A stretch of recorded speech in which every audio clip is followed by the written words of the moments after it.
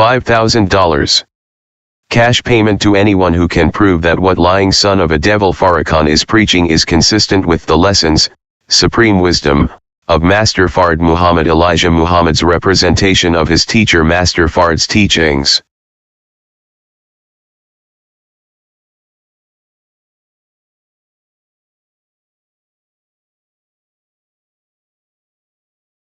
Assalamu alaikum, brothers and sisters.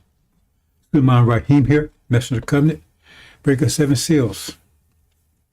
Okay, this is part 5, brothers and sisters. And I'm going to try to tie some things together, connect some dots.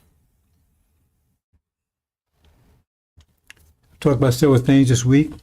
I tell you weapons, unity,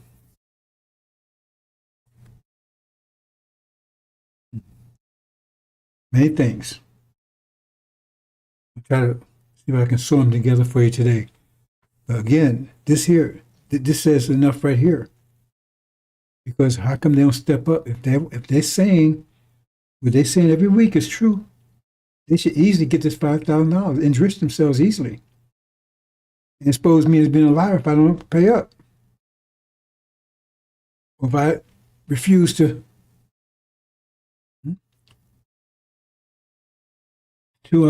answer them because they said, well, nobody stepped forward and challenged him. Well, I'm stepping forward. I've been stepping forward for years. And so they're lying, and they're aware of this. Okay. But as you see, as I go further into this, the truth it's never been ever clear, but the darkness is so intense, and that's the dichotomy there. You got the brightest light and the greatest darkness. And the only reason why the darkness has been illuminated by this light, because you got those that's blocking the light, blocking it. But sunlight has fire in it. See, and as long as it's exposed to it, the hotter you get. So eventually you burn right through all those barriers. Another form of resonance. That is resonance. It is resonance. It's just on a, what I want to call it,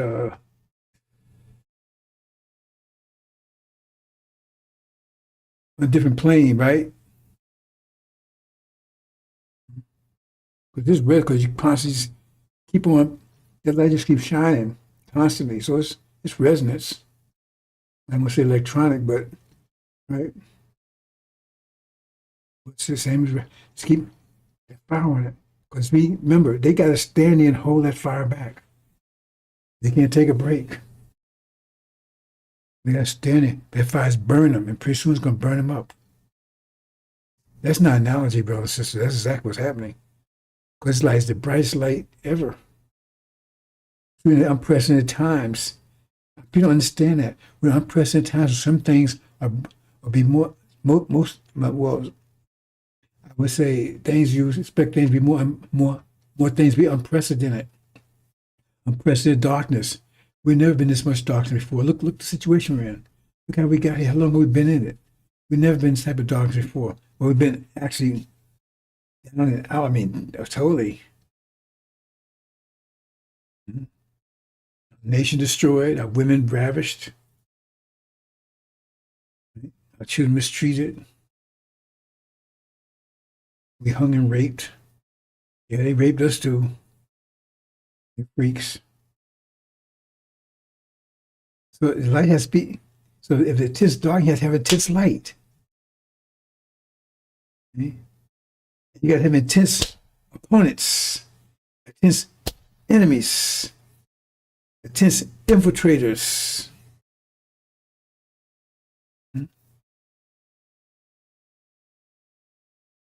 So the truth has to be intense, right? The Messiah and the God, they have to be intense.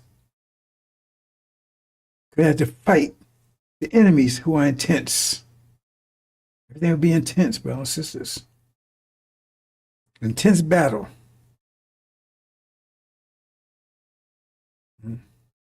Intense warfare. by the magnitude never before. Like it says, our trouble will never be represented again, never repeated again. Intense. People understand that. That requires what? Intense focus, intense commitment. I've been setting an example, intense commitment over 30-some years. Actually, more than that. But that's just from angel time. Intense, brothers and sisters.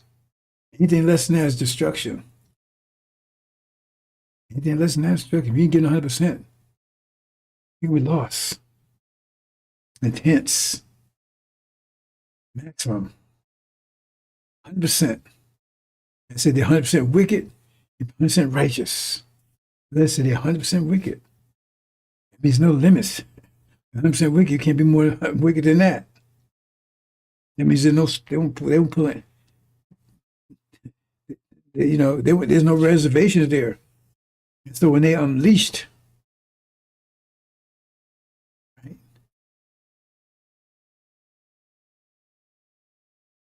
When darkness and light clashes, it's going to be intense. Because that darkness is going to try to put out that light, and that light's going to put out the darkness. That means it has to be intense to put out that darkness. I mean, you can have light, it's dark, you can have a light, a candle. I mean, don't put out the dark. It illuminates a little bit. But we want to destroy the darkness, destroy it. We don't want to do a candle. We don't want to we want to destroy it totally. They want to extinguish the light totally. You're part of the light. I'm trying to get you to understand where we are, because right now, that's what we're going to talk about in a few minutes, but that's where we are, brothers and sisters. Like these guys right here, representing this here, they're part of the darkness.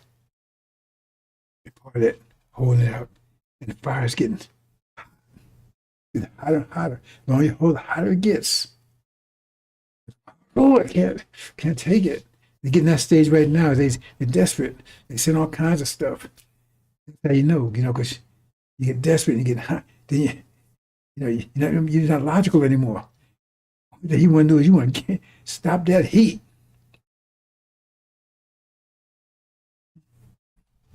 And that's what's happening right now. Look at the world, how confused they are. Okay. They're exposing themselves because they pretended they was the light. See, when there was no light around, then they was the light. So they think darkness is light. And, a major thing's about to happen, brothers and sisters. Because it says, let me say it right. Right? It says, what they're doing darkness is going to be shut up from fruit tops. Let me do it here. Oh.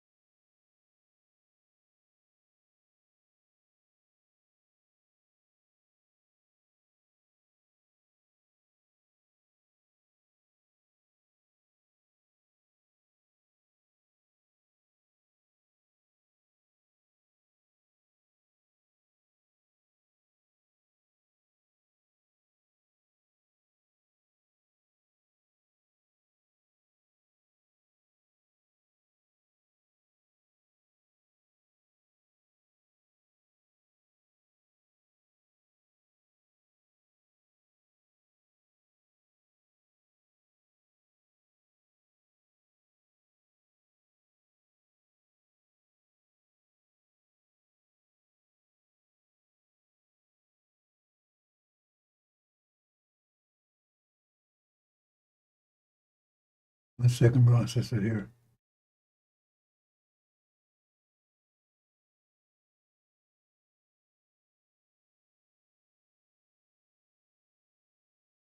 Okay, basis one translation.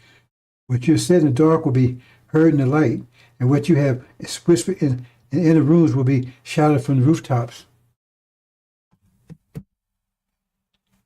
Because this energy burst I'm telling you about, it's going to be remarkable, bro. And it's going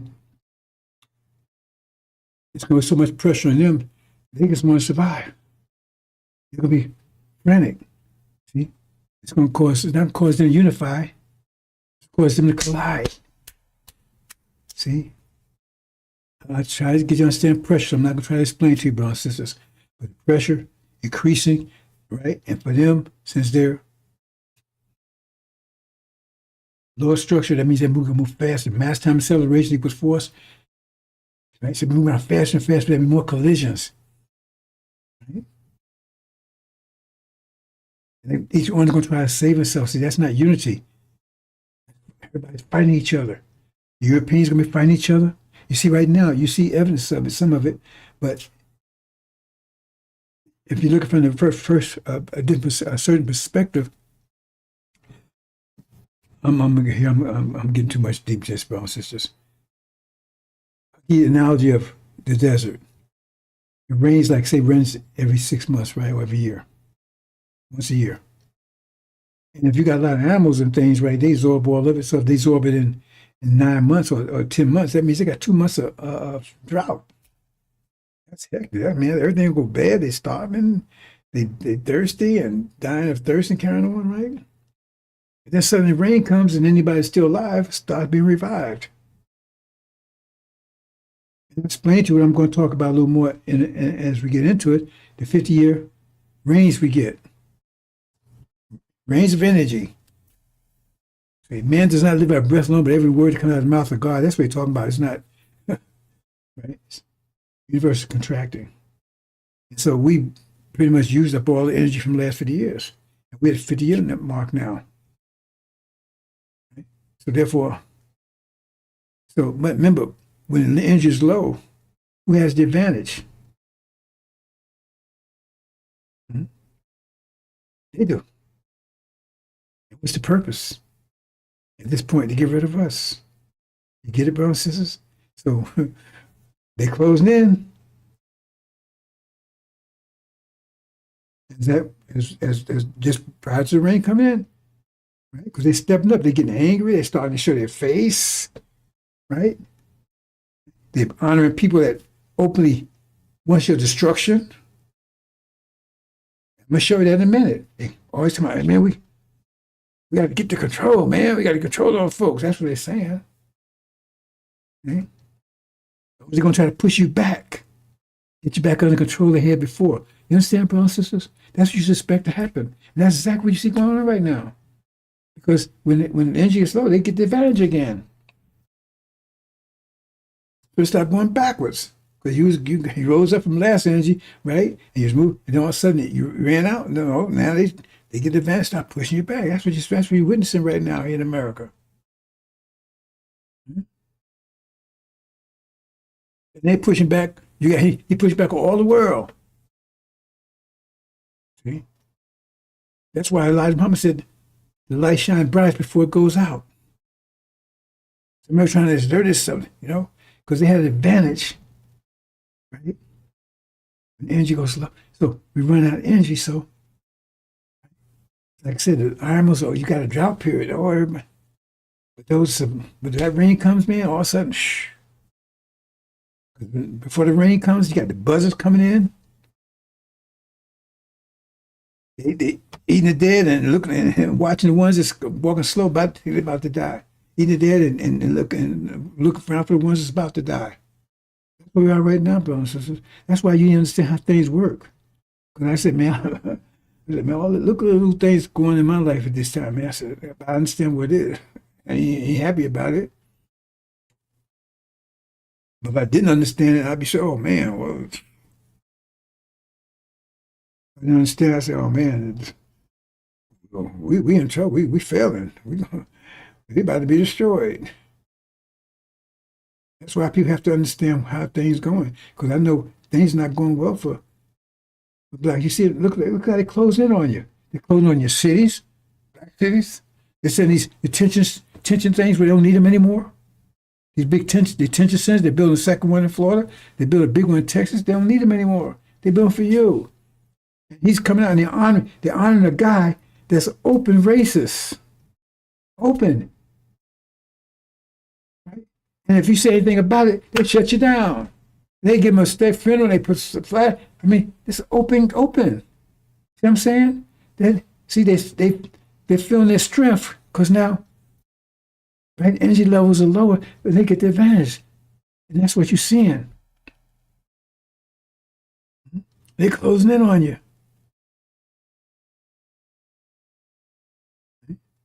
But then that rain comes, boy, right on time. All of a sudden, poof, the bus is already under attack. They better get out of town fast. Hope you understand, brothers and sisters. That's where you are right now. They understand these things work. They're closing in. They had advantage right now. They got their man. They got them. This guy's open racist. I mean, all of them are racist. Look at that. Look how Chong is. He want to get Black history, man. Get rid of that stuff, man. I mean, he's really pushing it. He's the most open racist you've seen in what, 100 years? And they honor known racist. This guy, Kirk guy, openly honor him for everything. If anybody say anything to him, they shut him down. See? Because they had an advantage. He got everything. He got the power to do this. He couldn't do it. He had the power to do it. And nobody's saying things. He had the power to do it right now. If he had his way, we'd all be in those concentration camps right now. Because he's already said, no, I'm going to get to that in a minute. We're going to go and talk about it right now, actually. And I'll reiterate later on. We're talking about flee, brothers and sisters. There's two sides of that. One, you got to flee because this already set up. What's the other side of that? What's the other side of that? That's what I want to talk about today. So I'm jumping the gun here, brothers and sisters, because this is so important and so imminent. What's the other side of that? Because they was caught off guard. They didn't know. Flee. Because they already knew, they wouldn't have been caught in that situation. It's two sides of it. Because they got to flee because they can't go in the house. They got to go, They say, you got to move right away. You can't go in the house, see your baby, anything. That means the trap is already set. See? The trap is already set. So therefore, that's why you can't, you got not a second to waste. But the other thing is, what's the other side of it is? What if you already knew about the trap? You wouldn't have stepped into the trap. You wouldn't have got caught into the trap. And what's causing that? That's these folks I'm going to show you in a minute. Those ones blocking the light. Okay. So the light's going to come on. Right? But a lot of people, like I said, they still out there blocking. Some people going, the lack of light. People are lost for lack of light, lack of knowledge. What do you think will happen to those people? Because it's getting really hot. Right? So they're holding up this thing, it's getting really hot. Well, they're going to fry on it. It's going to be a frying pan for them. I try to make it simple as possible for us to understand it. But hell to pay. Unprecedented torment. Unprecedented destruction. Unprecedented. Destruction will come to these people who are going to be like, you can't imagine. And the wrath of the God, you don't want to get the God angry. So the wrath of God be unprecedented. Unprecedented. Let's move on, brothers and sisters. Watch this here. Let's see what I got here.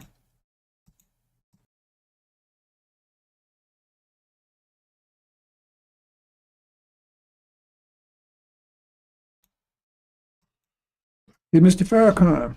He's got his foot on the NOI. He's had it on for 40-some years. He got a foot on it. He's holding it down. He ain't built anything. He restored it. He ain't restored anything. I was there.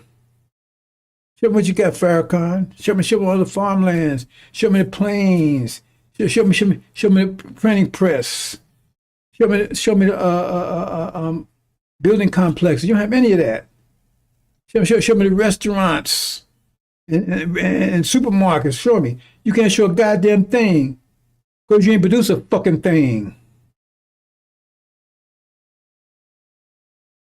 So you can talk all you want. Show it.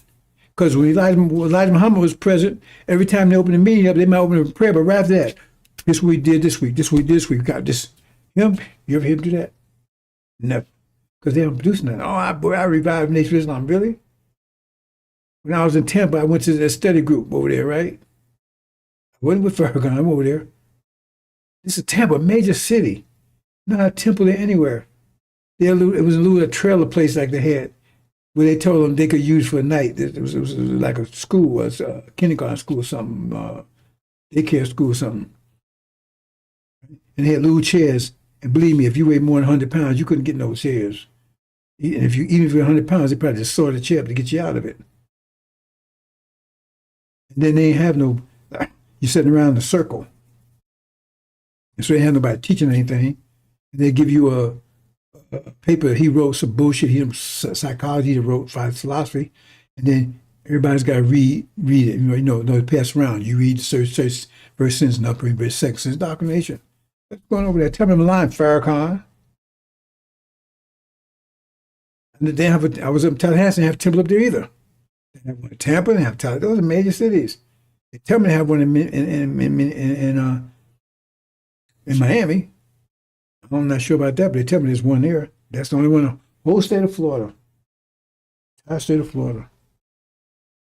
Okay. So we'll cover that later on. Let's move on, brothers and sisters.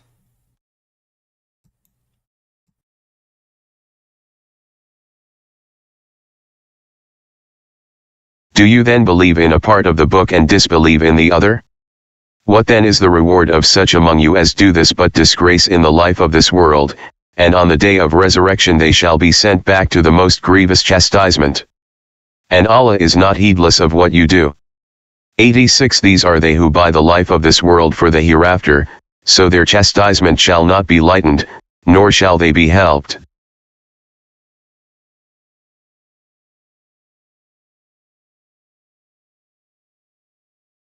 See, these are some that holding back the light. Holding back the light. Fuel for the fire. Because either you're inspired by the fire or you fuel for the fire. There's no in between. Inspired by it, you're inspired by this light, right? You fuel for it.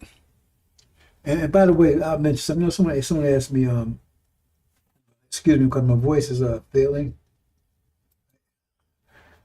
Like I said, it's just that drought period. Everything goes wrong.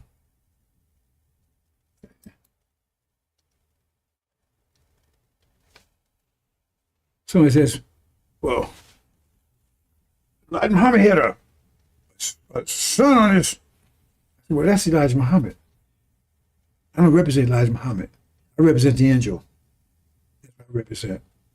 As far as anyway, the reason why this symbol of Nation of Islam, the only point is the light is out. There's darkness over there right now. The light is out. That's been put out by Farrakhan. That's why is that, right? So why the glasses? Because the angel is the bright light. You got to protect the eyes from it. That's why. That solve your problem. The light is out. Ain't no light over there. The light comes on. We have a light on here. I'm not going to walk around pretend it's in. No. Native Islam is in darkness. He's got control of it. I don't have control of it. He has. If I had control of it, it'd be red. And this bright light is going to be blinding, especially these, because it's going to burn them up. They're holding it back, they're holding that plate back, huh? That plate's getting hotter and hotter and hotter. The rock's going to catch fire. It's going to burn their ass up. Burn it. Slow burn. Real slow burn. Roasting. The so-called American Indians, America wasn't called America then, right? So-called natives, right? When they was at war with these devils, they caught some of them. They was taking them, they used to take them and tie them to like a pole. Like you tie a pig to a pole, you wrap it around the pole, right? And then they have a fire. and they take the pole and set up on the rods, right? Like like that. The poles, right, Then they have it over the fire. They would slowly turn all night long. Right? And the devil would be hollering, screaming. It'd be a soldier, oh, he hollering, screaming. They burned his ass and rolled his ass. And that he would do that. They would do that to draw out the other soldiers. Other soldiers would hear him hollering, right? And they'd be hiding in the bushes or whatever they're hiding at. And they would do that to try to bore him out. They hear, oh, man, we got to do something, man. That guy's he's baking, he's frying or whatever. That was one of the things you do, slow, all night long. Right? Just turn around that fire. So he wouldn't die as he died slow. Slow, slow, slow, slow. Unprecedented chastisement. That's what it says. So let's see, let's look at it. Let's look at it and see what it says. Well, I already said, I already played it, so let's look at it now.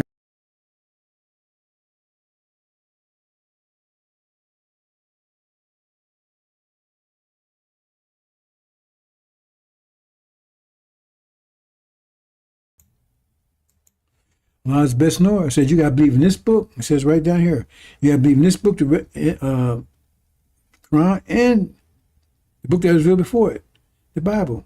That's a lot talking. But they said, oh man, no, well, he called Allah a liar. He said that's what you got to do, and says no doubt in it. Anybody look? That's why we know that those that still with Farrakhan, that hang with Farrakhan, we know all they're doing is helping us, right, to get away from them, separate them, because that's what it's all about right now. For our nation, what's about our nation right now is my main mission is the separation. It says at that time the wheat be separated from the chaff. As the Quran said, lo, they're separated. That's one of the main targets, because some traditions is the main target, who the Lord consume with the spirit of his mouth and destroy the brightness of the coming. It's the main target. He's the one got the nation of Islam down. He's sitting in Elijah's seat. It says something, right? See all these things right there. So the point is, they have no excuse, and we don't care. And that's exactly what's happening right now. So if we want them to stay there, we don't wake them up. Okay? We don't want to wake them up. You catch find some lions, then you don't want to wake up the lions. Section 1. Fundamental Principles of Islam. In the name of Allah, the Beneficent, the Merciful. 1. I, Allah, am the best knower. 2. This book, there is no doubt in it, is a guide to those who keep their duty. 3. Who believe in the unseen and keep up prayer and spend out of what we have given them. 4. And who believe in that which has been revealed to thee and that which was revealed before thee, and of the hereafter they are sure.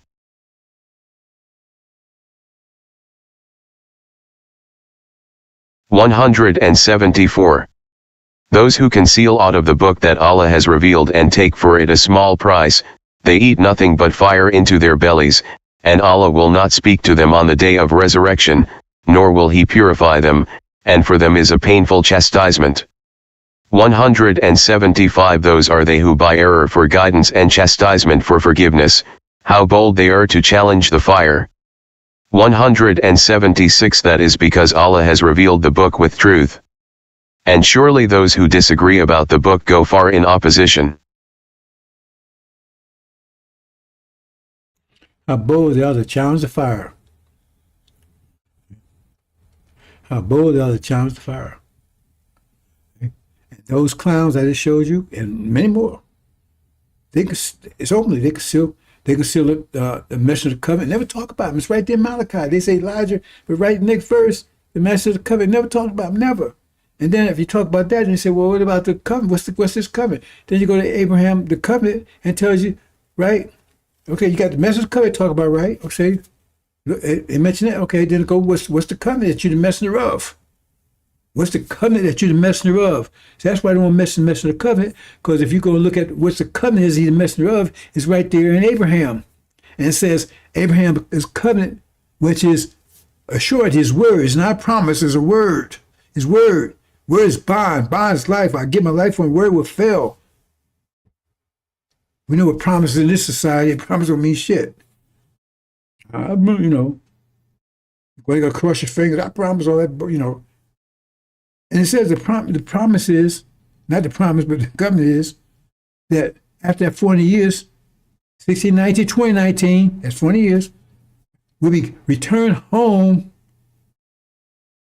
and tell you exactly where, when, who, and where. We, seed of Abraham, return home after 40 years here to where? Arabia, between the city, River Euphrates and the River of Egypt. You can't go wrong with that. But they don't mention that either. So that show you right there, they conceal that part. So they guilty of all of that. So they file their bellies, and Allah won't speak to them. I say, I don't waste time talking to them. So they won't even speak to them. I'm not saying I'm Allah. We all are Allah.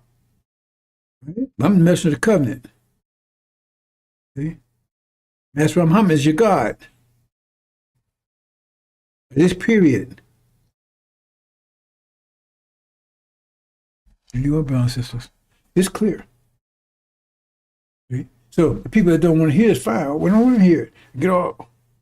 Because it's an emotional thing. Because they love the truth, they will hear it, and everything I'm saying is exactly the truth. They said they had no love for the truth. First, when the demons would not. These other ones, they don't have a love for the truth. Because but the Farrakhan come and say bullshit, and they hey, man, I give them real honey. Oh, man, I don't want that shit, man. I want that honey Farrakhan got. You got to stick your head up his ass to get it. And it tastes kind of funny, but he says honey must, that brown stuff, he says honey must be honey. I love Farrakhan, man. Boy, he got show warm ass, man. Boy, sick. Sick. But keep your head up there. Because in a few minutes, shock of the hour. Oh, boy. Shock of the hour. It's going to be such a glorious time. I told you about my experience. Vision. It's going to be a glorious time. For those on the right side of this thing, for those on the dark side of this thing, you don't be on the dark side. Oh, God damn. Ooh. Weeping and gnashing of teeth. See? On the lake of fire. The lake of fire, right? You're not burned up. You're just on fire. That's the best way you can tell it, right? Nobody lives forever. When you tell me no hell, you live forever, never. I wouldn't even do that to you. I wouldn't do that to you. I don't think anybody deserves that. But your ass gonna get burned up. That whole idea about somebody going to hell forever, never, that doesn't make damn sense to me. As much as I hate these devils, that's because who made? They didn't ask to be made. Nobody. They didn't ask us to make them.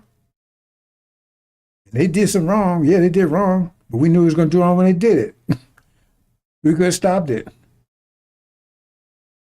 So a lot of this is our fault because we created them. We knew what they was going to do. So now they do what they did, and we knew what they were going to do. Never going to burn their ass up forever, never, never. And that's bullshit. That's crazy. That's insane. I never believed that bullshit before I became met Elijah. Or that's that only made no sense. You're going to take and make something. You made it now. I didn't ask you. You created it. And then because you pissed off or you angry at it, then you're going to burn it forever with eternity? That didn't make no damn sense to me before when I was a kid. I said, that can't be right. That's that Christian bullshit. No other religion teaches any kind of do shit like that. See? To me, doing them the way they did to us, you don't have to do it double. Just do it. That's sufficient. And that's going to be painful enough. That's sufficient. That's justice. Right? And I tend to see justice carried out. But to my ever, never, never, come on. It's an everlasting shame and appointment as long as you live. Our lives keep getting cynical. We keep, right, upgrading. It has come to an end. Well, I didn't upgrade. I talked about that yesterday, I believe. So if you get that out of you, if you believe that stuff, because, I got a sister right now. I can't get her with me. She's a year younger than me. But she don't be, because I tell you, man, you got to do something. You can't just sit around and let people take care of you. She's in a nursing home. Right? And she's nervous. She got nervous, and the kids on the banner. And she out there sitting around scared deaf. She don't go to hell for never, never, never. That's some sick shit. That you teach people that. And teach our children that. And taught us that nonsense. That's some sick shit there. That's part of the reason why people in the churches. If they took that fear out of so Christianity, the church be empty. They'd be empty. That's why I put it in there. People in Christianity in there because of fear. The devil's that's a bullshit. But our people in there because of fear. Fear. But you got in their minds that if they don't believe in Jesus, they're going to hell forever and ever and ever with no ending. That's some bullshit. That's another. That almost make it a reason you deserve that happen to you. But that's not going. But in a way, it's going to happen to you. In a way, it is going to happen to you because you're going to die with that on your mind. But it's not going to happen. But you're going to think it's going to happen because you're going to go out here with great fear. See, you're going to go out here with great fear because all that bullshit you're talking about, my Father in heaven, all that kind of stuff. In a few more days, you're going to realize Christianity was a total lie. Total lie. But you're still going to have that fear of hell, but you ain't going no heaven nowhere. But no. So get out your mind. Nobody's going to do that to anybody. That doesn't happen. And like I said, I wouldn't do it, and I have no love for these folks at all. And I wouldn't do that to them if I could. It don't even make no damn sense. Going to hell forever, never, never. And plus, they didn't make themselves, we made them. So we have responsibility for what they did. We're responsible for what they did.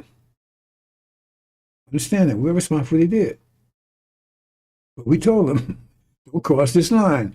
Do not mess with that tree. So they was warned. Remember that tree? That tree will come and bite your ass. But nobody's going to punish anybody, put nobody in hell, and burn it forever. Oh, come on. I mean, that's just, it's mind-boggling.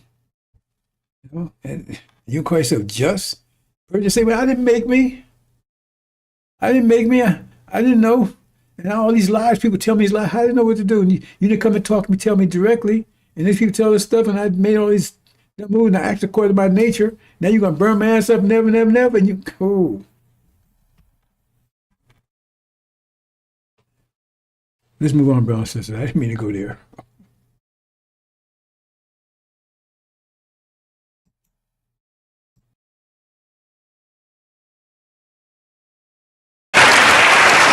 I gotta do this. Do you mind? Yes, I'm gonna do something. I don't want to put my brother on the spot. See, this is this. This is something else. Love and faith transcends color.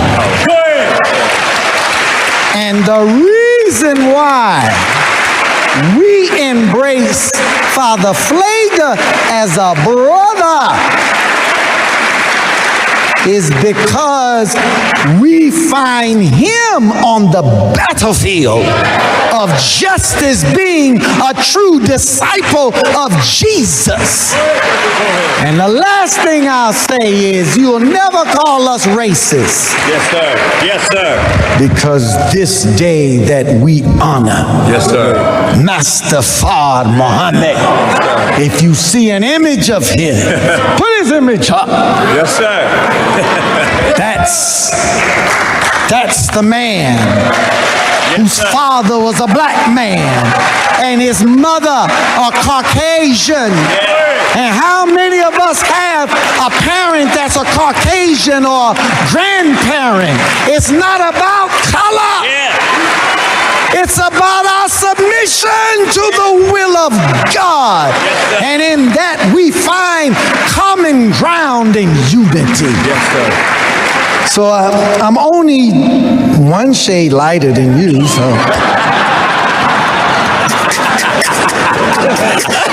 And Mustafa may be 4 more shades lighter. We a family. Yes, sir. Let's stay a family and be a family and love each other as God would have us to love each other. We love you, Father. Happy Savior's Day. Thank you. I had to do that. We love you. One more time, brother.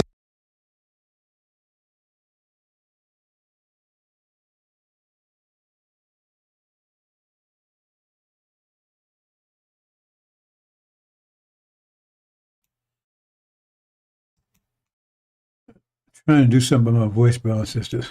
It's going. They said I got my new microphone set up, trying to so I can speak more clearly. Right? Well, clear at all. Because somebody say I'm not even speaking clear. And then so I got it set up, and everything is working fine. And my voice goes. So I'm struggling here, and hope it just doesn't go out altogether because I feel like it. Okay, let's see what's going on here, brothers and sisters. Now that display you saw just now, tell me that has something to do with Elijah. Show me anything that has anything to do with Elijah. Elijah would have cut his throat. He would have cut his throat. That's supposed to be his son.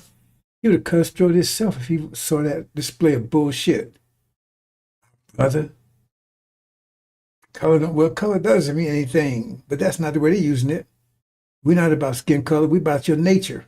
That's why Master Muhammad is original, because his father was original. The Farrakhan's father is the devil. You ought to see to your father. That's sick. Let's move on.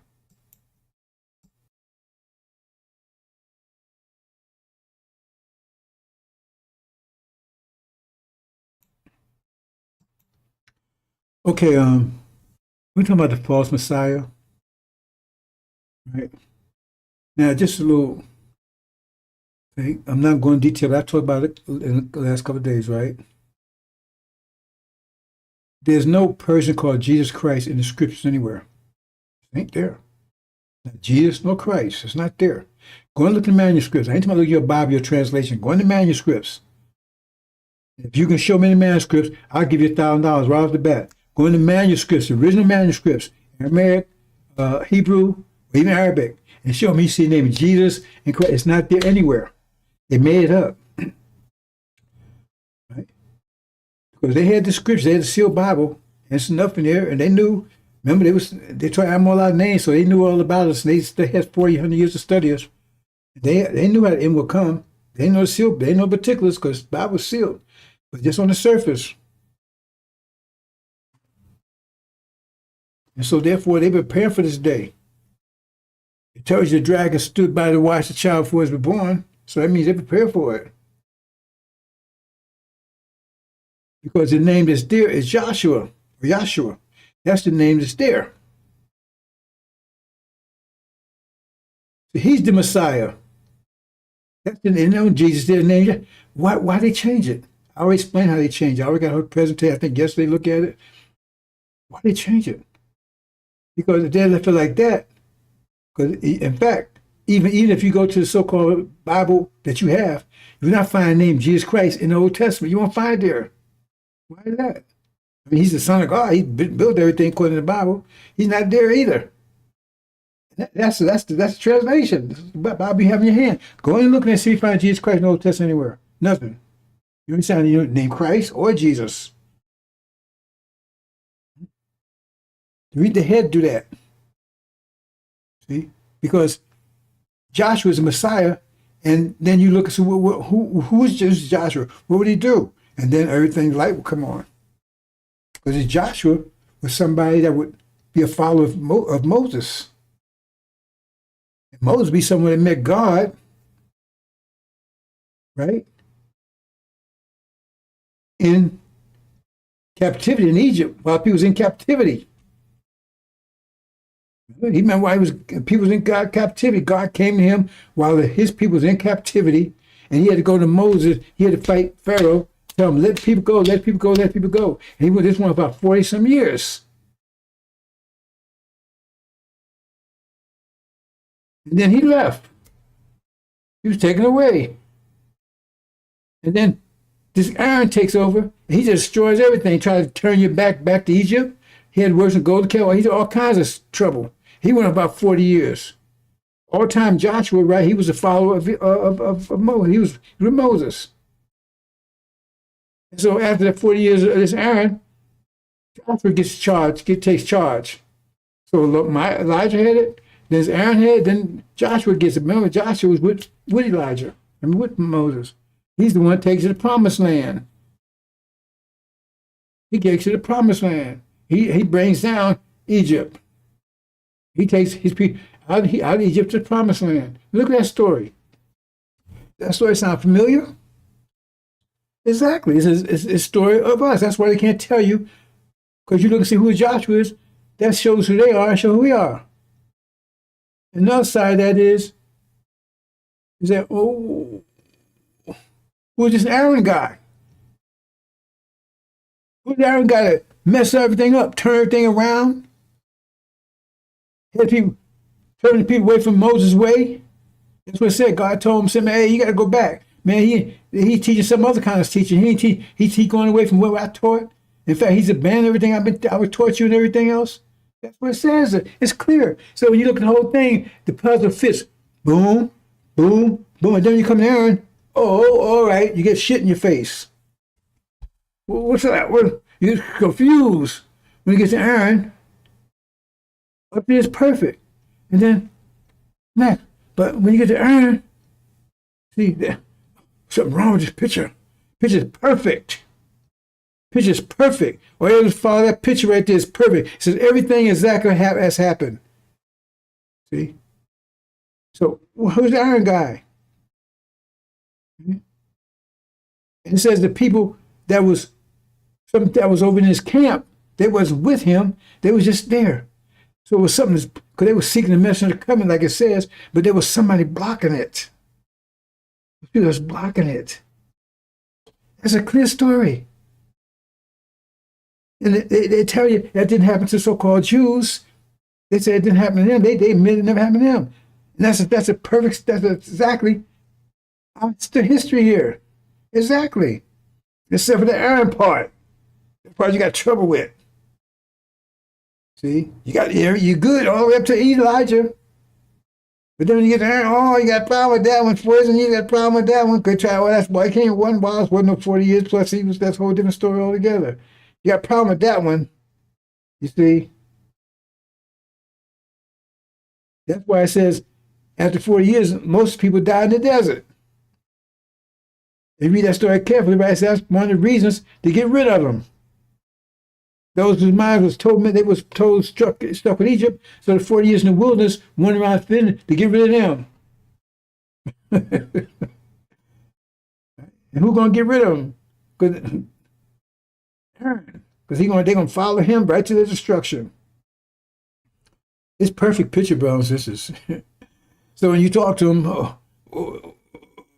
what they say, if you print that picture onto them, they'll agree. Oh yeah, man, we're 40 years here, right. You know, and the ones that claim they were Elijah, yeah, and God met Moses, God Elijah, he met Master Muhammad came, right? And then Elijah went on 40-some years, and then blank. That show you lying. And that's good, because that means we'll keep them over there where they are.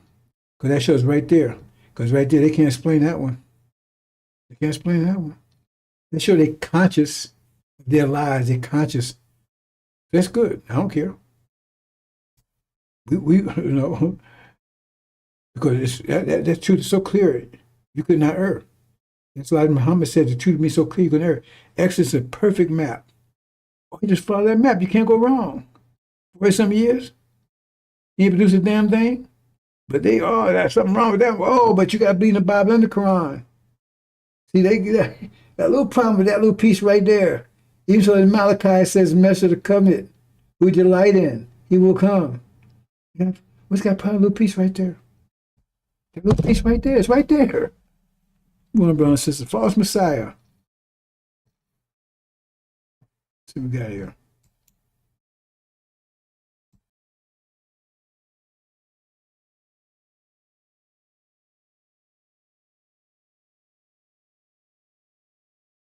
3. I have trodden the winepress alone, and of the people there was none with me, for I will tread them in mine anger, and trample them in my fury, and their blood shall be sprinkled upon my garments, and I will stain all my raiment. For the day of vengeance is in mine heart, and the year of my redeemed is come. 5. And I looked, and there was none to help, and I wondered that there was none to uphold, therefore mine own arm brought salvation unto me, and my fury, it upheld me. 6. And I will tread down the people in mine anger, and make them drunk in my fury, and I will bring down their strength to the earth.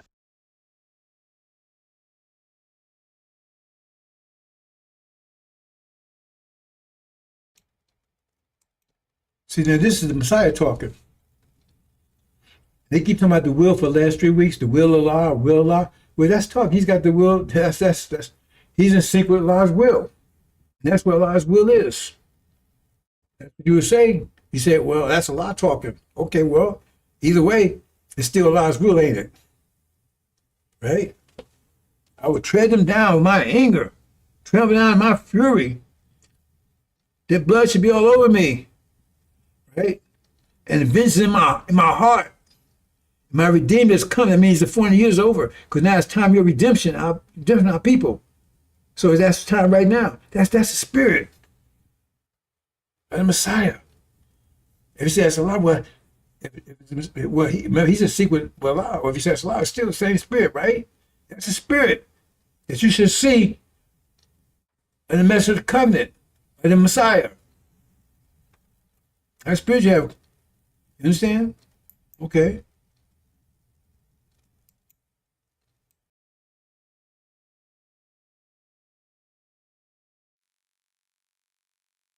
I believe that America can be beautiful. How can America be made beautiful? Now, family, listen. My brother Imam Wadafuddin and I have had disagreement. But his followers and mine have never given each other as much as a bloody nose.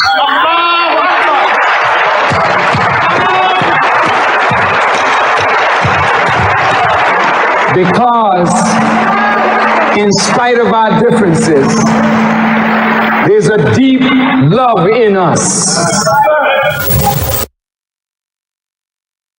We don't like the things about our nation that is not good,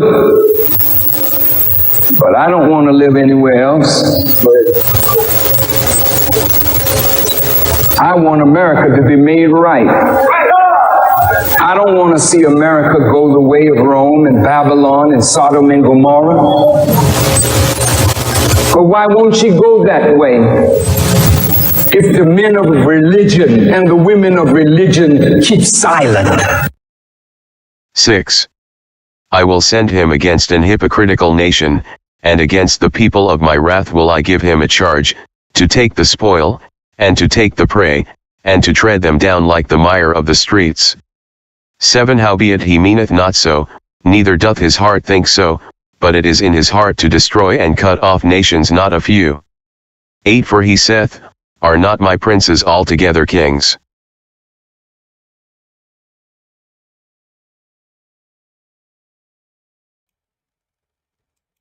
That spirit of Messiah again. But is that spirit that Farrakhan has? Because it said that Aaron would try to turn the hearts back to Egypt. Is that what he's doing? Oh no, we want to save Egypt. We want to save America. I don't want to see it. Wait a minute. God says he wants to see it destroyed. He going to rap. Oh, I don't want to see that happen. So is he with the will of Allah? Is he in the will of Allah? He the Messiah? Is that the spirit? I mean, this spirit of Messiah has. And what's Messiah's will? To destroy. It says his heart. That's will to destroy. Right? So his heart, that's his will. And he's in sync with the will of Allah, depending on how you want to look at it. If he's Allah or not. But he's in sync. So it has the same will. I got a different will. I don't want to see that happen. And you want to tell me he's in sync with the will of Allah? You give me that bullshit? You want to tell me he's the Messiah? That what you going to tell me? He had a different spirit than this. You see his spirit? I don't want to see that happen. Allah, you going to destroy it? Why don't you do that? I don't want to see you destroy it. I come to destroy this goddamn place. Destroy it. Turn it down to the ground. I don't want to see you do that. I don't want to see it happen. I want to make America great again. You going to tell me he's a secret of the will of Allah? That's why it's so good to do this, brothers and sisters. I mean, I ain't asked to do this. I don't even like doing it, tell you the truth. But the point is, well, I'm always going to tell you the truth. I hate to use that kind of language. Have not been telling the truth. The point is that this is beautiful. Why? Because it could be when the separation comes, it can be so clear. They ain't gonna be able to argue. They ain't gonna be trying to get back in. There's nothing they're gonna be able to say. Because they say, well, them, how could you believe that stuff? See, they gonna have no excuse. That's what Christ said. They gonna have no excuse because it's so clear. Like Muhammad said too, it says, truth be so clear that you not be on the fool with error. Because it's so clear, brothers and sisters. So clear. So that means that identifies them easy. It's making it easy to identify them. Easy. They manifest themselves. Because they were Farrakhan, they manifest themselves. Because this is so clear. I mean, how can you get around that? Ed, what kind of statement can they say that they get around what I just said? How can they get around it? It's right there. It's Exodus. How can they get around it? They say, oh, Exodus is bad. All the rest of it is good. Just that one part is bad.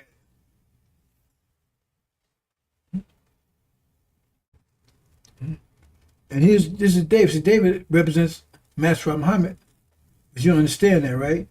See? But he's going to be the king over the nation when we get home. So that's Master Muhammad. But he has a son called Solomon. That's where Son of Man comes from. Not this bullshit they tell you. Suleiman is a play on words. Suleiman, Solomon. Son. Oman. So it's telling you he be spiritual son of David, Master Muhammad. So you got the Lamb and you got the God. Two together. They said the Mahdi and the Christ. Mahdi and the Messiah. There's no such thing as Christ in the scriptures. That's something they made up. Come on, brothers and sisters.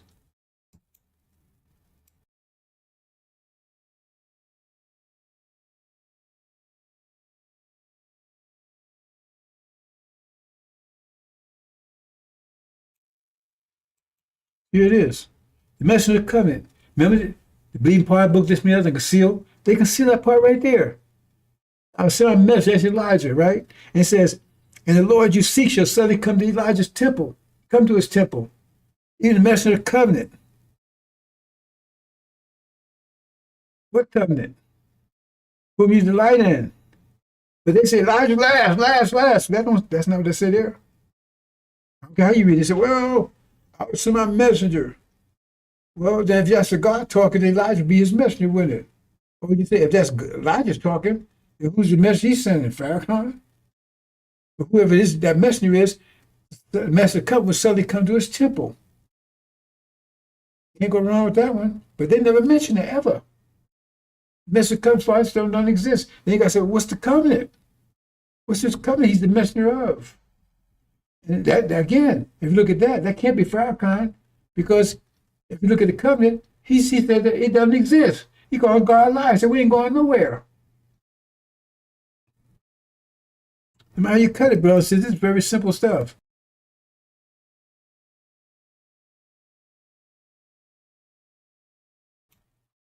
Then you go forward to the covenant.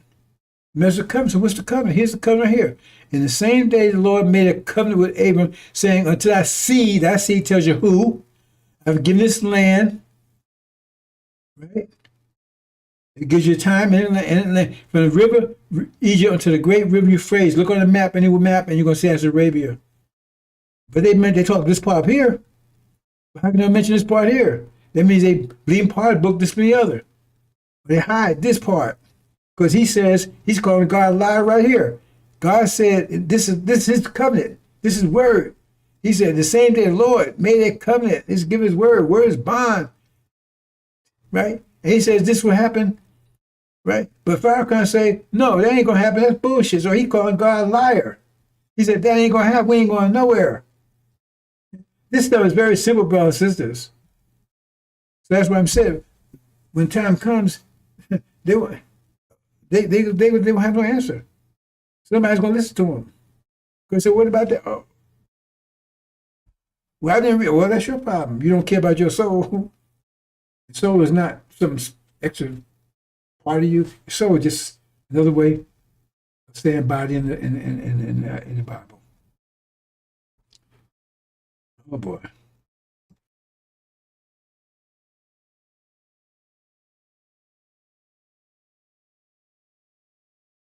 Okay, we get to my main topic. Let's see what happens, brothers and sisters. We'll go.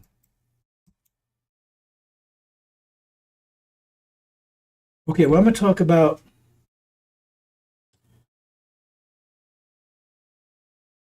see, there's a pattern. I don't know if you believe in patterns or not. Pattern you can't ignore.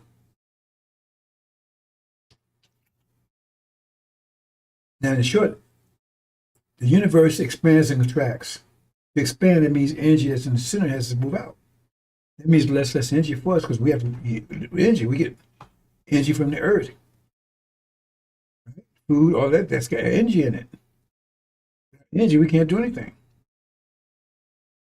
So as the universe expands, that means less energy in the earth. The earth cools down, you got less energy, less water, less because the ice caps and less the soil is you get deserts where used to be a fertile soil.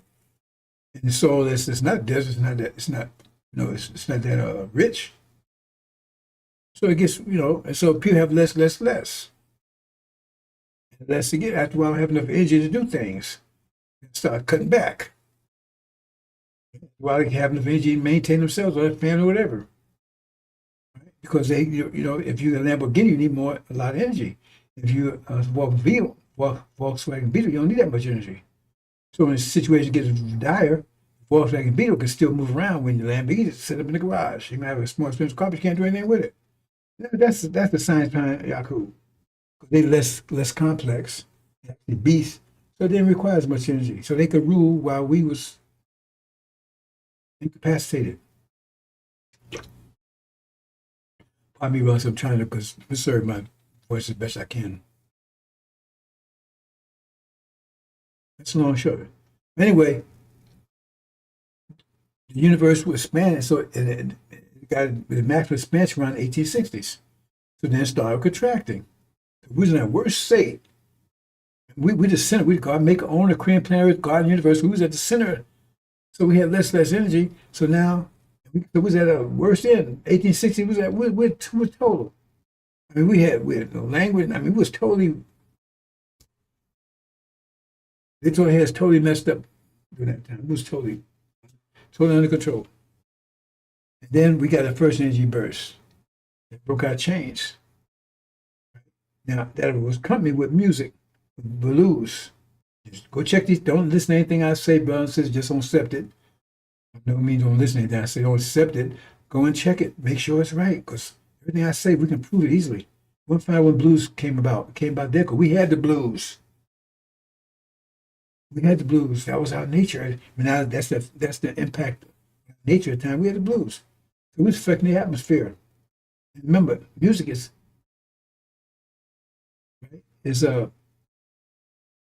manipulating the atmosphere, so is weather. But, wait a minute, you mean we was controlling the atmosphere? Yes. On that level, we was controlling it. We actually control the weather too. Once we come united, you're gonna see it, we actually control the weather too. Right now the weather's all confused because we're all confused. At any rate, that's the atmosphere. And music is manipulating the atmosphere. Right? The more you manipulate the bird, the more complex the music becomes. We had blues back then. It says momentous in the heavens and earth, momentous in the heavens and earth, but it comes above a sudden. So therefore, that means it has to be something coming from the universe. It's momentous in the heavens and the earth, and so it has to be absorbed by the earth, and then you suddenly get it. And it'll be sudden. We're going to talk about that in a minute, but the first one was there. It happens possibly every 50 years. So you look 50 years later, what would happen? What happened? Oh, new music type, jazz, because we was feeling jazzy. See, we was niggers in 1860. Them was brown. Them was the colored people. 50 years later, we had jazzy. We had two different perspectives. When you feel like when the blues, sharecroppers or cities. The next one, right? You got two, Eurocentric, Afrocentric. I'm gonna explain that. Right? Then another 50 years later, let me get Motown, whatever. They got a bigger division, separation, integration. See what I'm saying? And now we're at the 50-year mark again, another 50-year mark. So what does that mean? Each one of those are coming about a great war that affected us. So I want you to understand that. So that's what I want to focus on the stage we are right now. So let's go and see.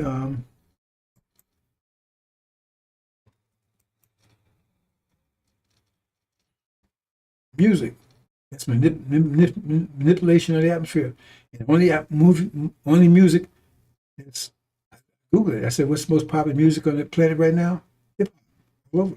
You heard any Indian music or Chinese music or anything else? So here's right here. So these are 5 periods. Blues, 1860s, 50 years later, about 50 years later, right? Jazz, about 50 later, and now we're here. I don't know what they're gonna call it, but new music types have come up, and you see each one of these. This is original people. This is their path, and this is the skin folk, the master's children, black-faced master children. They want to be with master. It's their path, and see the path of diverging, get further and further apart. So at this point, this one will leave us. We'll actually leave here, and they're going to stay here and fight, but both will be united. Move on, brothers and sisters. Here's right here again. Perspectives, because they're people.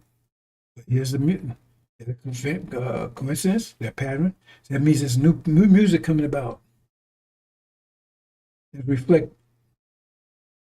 our situation. Right? This is separation, integration. This is going to separate. This is going to be total separation. We all leave here, and those are going to stay and fight.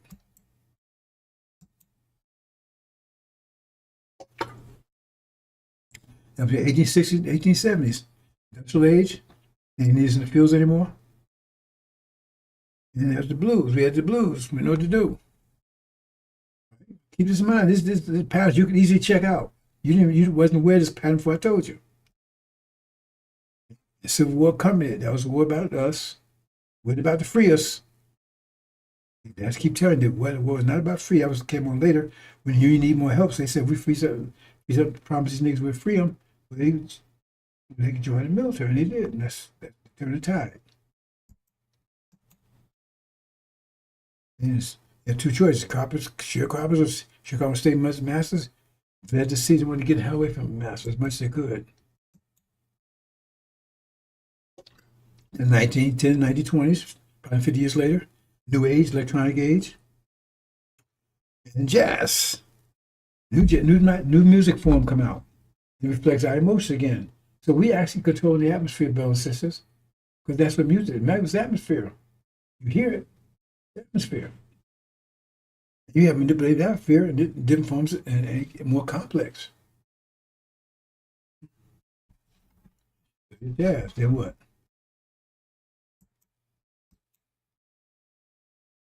Then you had racial outbreaks, and they called it Red Summer. War race summer, about 50 years apart. Come on, go on, brothers and sisters.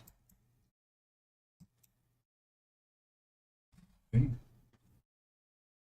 Eurocentric, Afrocentric. Someone think about, hey, because now we get more knowledge. We start trying to learn more about Africa. The others want to learn more about Europe. We'll be more black Europeans.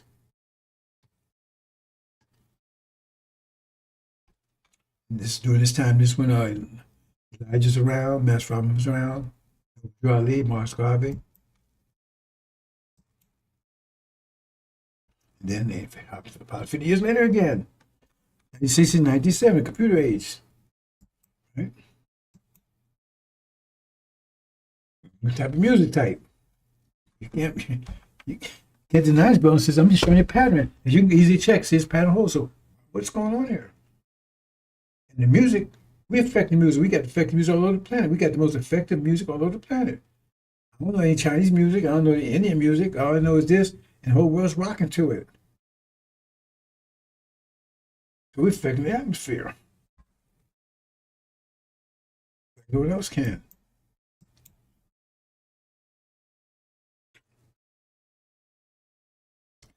The civil rights and everything, right? All the rights and everything else, tell you, comes in and has some, what's going on.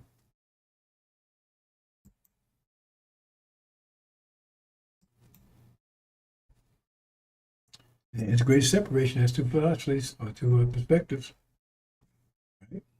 During that period of time.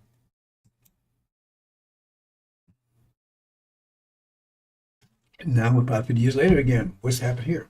This is where we are right now, brothers and sisters. Each one of those energy bursts, suddenly, then everything changed. Civil rights, we had Senate, civil, covered about it. All this has to do with resistance. So, at this point, this will happen here. So we look at that.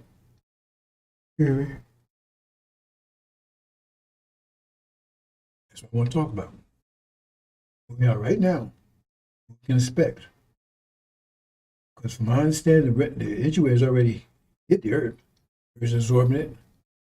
You start feeling a difference pretty soon if you're not feeling already. That's what I was thinking. Maybe because. Anyway, you understand? So let's look into this. Awakening victory.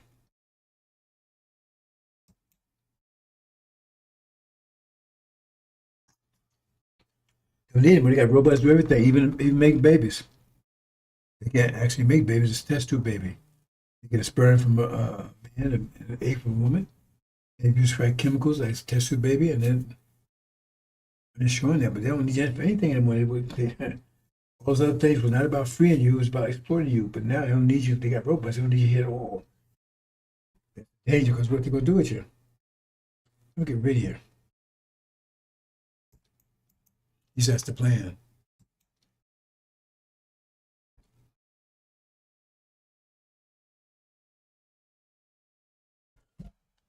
So this time, said war accompanied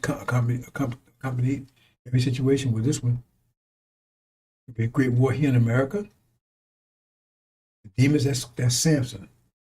In the story started Samson, he was a slave, but he was a demon. He got his power, but he wanted revenge, so he just tore down the government, tore it down, put it between two pillars, and killed himself in the process. That's the demon locust war.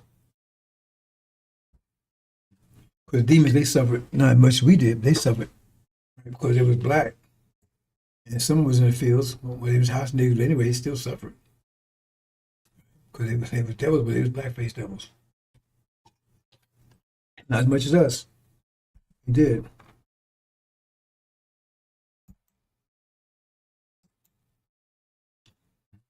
Demon Sam's revenge. By October 25th, right? America, Arabia. So we leave. Some going to stay here. Two armies. Army of demons and army of chaff. Army of chaff, army of wheat. The wheat says to gather together the wheat, put them in heaven, paradise, and take the chaff, put it in the fire. It's about to happen. Two brothers, sisters. Back to my months to years, I'm talking about soon. I'm gonna stay. So months in apart.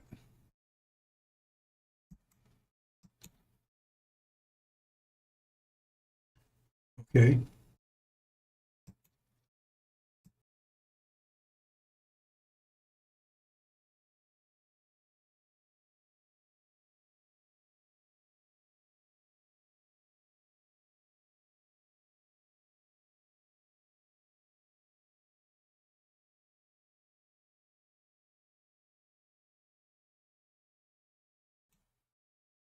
Peace again, brothers. I forgot to turn my mic off. You think you're in the garden while there's net befalling you, like what fell those passed away before you. The stress inflicted befell them, and they were shaken violently. The mention of those who believe in him said, "Will help Allah come? Help Allah is nigh." What are you talking about here? See, in other words, the garden is what we're trying to get. That's garden. That's what garden is. This is where you're happy and joyful. Everything's working for you, right? See? Okay, so that's what you want to get to, but you're not there because you're not there yet. Because you said that you will enter, you haven't entered yet. So, in the process of entering, right, you're going to suffer affliction, distress, and violence. The question you have to say, well, who's going to be, where's it come from? That's just bad luck, something? No, that's coming from the people that has you in hell, holding you, keeping from going to heaven. Because you're in hell here. If you want to look at that way, or wherever you are, right? But they're going to try to stop you. Say, you think you're in the garden? It means if you want to go to the garden, you want to go to here, then this was going to suffer. And I can go into more detail like I did the other day, but they see you trying to, right? They're going to try to stop you violently. And the last thing they're going to try is violent. They're going to attack us violently. They put you under stress, affliction. On that note, brothers and sisters, a little segue again. I talk about vectors of things, right? Now, if they take and force, say you put your foot on a balloon, you put it under water, right? Okay. Stay until you move your foot, then your foot pop back up. So I said, what the hell they did to us? The 40 years of see condition they put us into? We're still in that condition. Regardless of the fact that I said we getting energy bursts and we're getting stronger, the oppression has become stronger to keep us because we're still here. So the bottom line is we don't have to submit anymore, but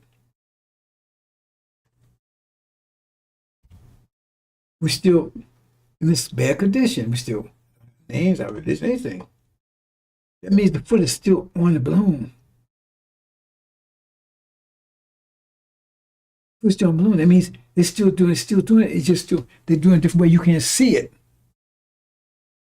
They put just as much pressure on us as we was in something called slavery. But still. But you don't see it coming, so you think, oh, I'm free, I'm all this. Where you working at? Oh, 9 to 5. The point I was going to play these devils they were talking, but they were saying the truth. What I say all the time. They said capitalism is not an economic system. It's slavery by definition. It is slavery. And they give all kinds of examples. It's slavery. I told you, capitalism is slavery by definition. Maximum profit, minimum overhead. The term capitalism didn't come into existence until they started taking out people in enslavement. They didn't come into existence. They didn't have any system called capitalism. Capitalism was slavery. It is slavery. And now you got a form of type of slavery. It's called an employee. You don't call it a plant anymore. It's called a factory. And democracy, because if you don't do it like you're supposed to do, your ass is out of there. So what's democratic about that? I care about some democracy. You see what I'm saying, brothers and sisters? That's what's going on. You're still an employee. Still, not only you're enslaved, they're enslaved their own people. Not to the degree of slavery, but we're all still enslaved. Because you didn't have this kind of stuff when you was home. You was happy. You have family. You have Social Security, none of that stuff. They had no crap like this when you was back home, employee, working from 9 to 5, all that kind of stuff. No, you spend time with your family, your friends, right? And you work together. If you go out in the army or you go out and work together, the whole family, everybody's working together. And you ain't need a democracy for that.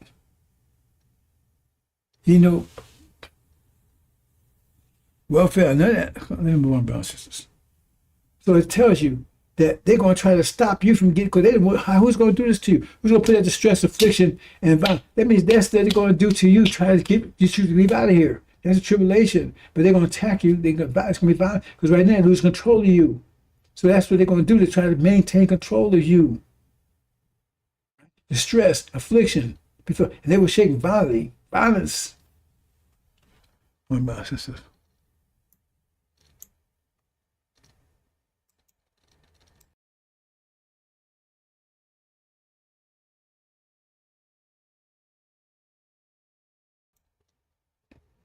what I'm saying here, I told you yesterday, I'm hitting a little bit.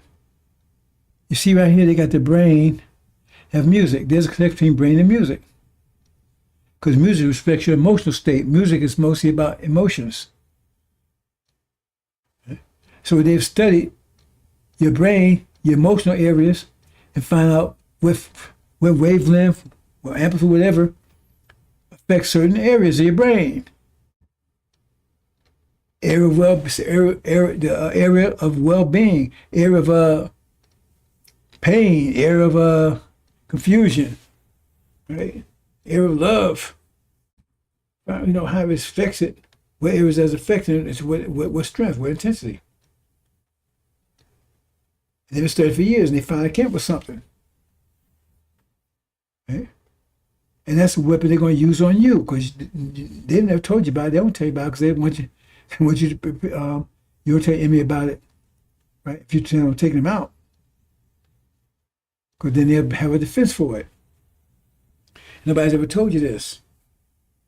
See, because when Tupac and Sister Soldier had it, they didn't have that mother F and bitch and hoes, and they had all that stuff in there. They had inspiration music about black unity and stuff. The guys out there now, man, you hoe, you bitch, kiss my butt and all this stuff, right? Okay? Because they put the lyrics in the music, because they know that they couldn't tell you directly, but they put in music, and you call yourself bitches, you know, stuff, because you love the music so much. Yeah, baby saying, yeah, man, bitch, I'm a bitch. You know, I do this, and you know, because you run to the music, and you saying, man, what kind of lyrics that you trying to get yourself, because you so the music. They're already doing that. They're already doing it right there. They've been playing it for years. They're already doing it in the background, because they already know it's amplitude, wavelength, and frequency. Three things with music. And they found what frequency, what wavelength, right, can move you a certain kind of way. And the amplitude was just to emphasize it. What sounds move you a certain way? What sounds will make you afraid? What sounds make you happy? What sounds make you complacent? And once they got locked down, then they make sure when people make music that those are the beats, the notes and stuff in that music. So right now they got the music in there right now. The music they have right now is complacent to keep you, hey man, that's why black folks ain't doing anything. Complacent. All the stuff they're doing, and they're testing it. See, with this Kirk thing and everything else, and you still nothing moving you. Because they got you drugged with music. See? That's the whole plan. They keep you like that until they shut you down, which they plan on doing any day now. But not only that, when the time does come, and say if somehow you do come together, go to war, they got music for that, because they already mapped it out. Well, these notes right here, those ones that put fear in them.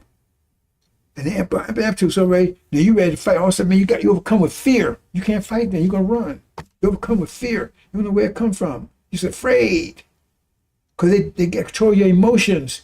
They're doing it with music. They've been doing it all the time. They've been doing it for a while.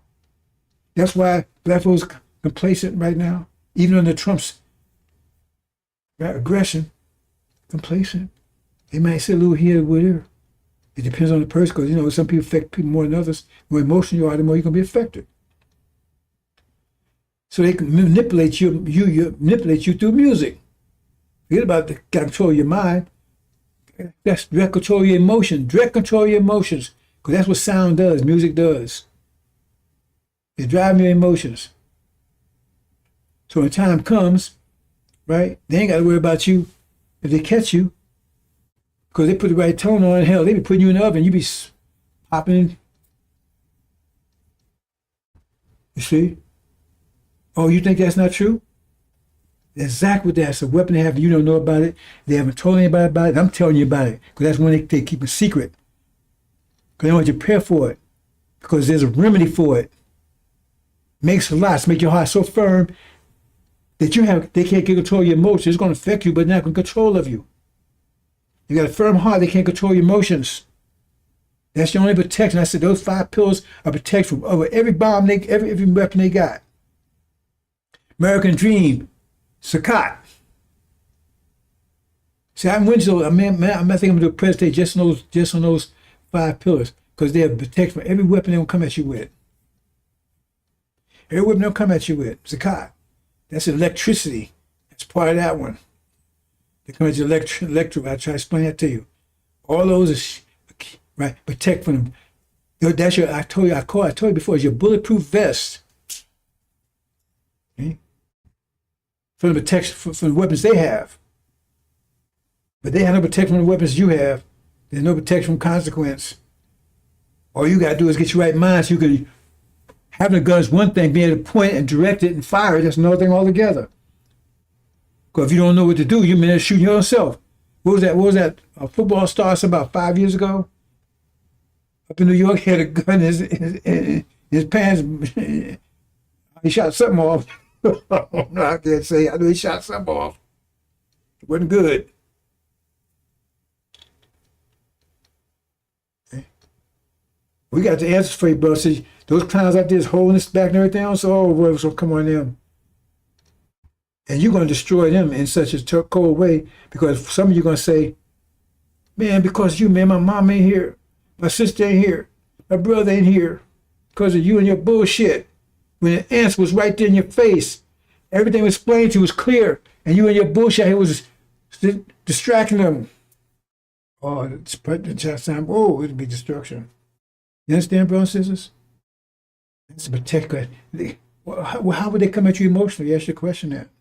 See, some of these things, you might have figured, well, I can't say you figure out your own. But you say, well, what would an emotional weapon be? Music. What would an emotional weapon be? Music. I told you I got so much stuff I can't so much stuff to tell you about my sister. I mean, it's me. I can't do this 20, 30 hours a day. That's the emotional weapon they got. They work. They want to do it on you right. It's like electrical weapon. They're working on you right now with it. Now people falling for the American Dream. They fall for that one. They fall for the music one. They act like they act doing stuff they're doing. I mean, they can have a crime wave going if they want to. They put the right beats out there. You may come with your thing, but the point is, ultimately they produce the music. I mean, you create it. Let's put on this wave. Let's put on this. Yeah. Here we in hell over here. We in hell. Our people are suffering. We about to meet them, right? You thought that was cool, right?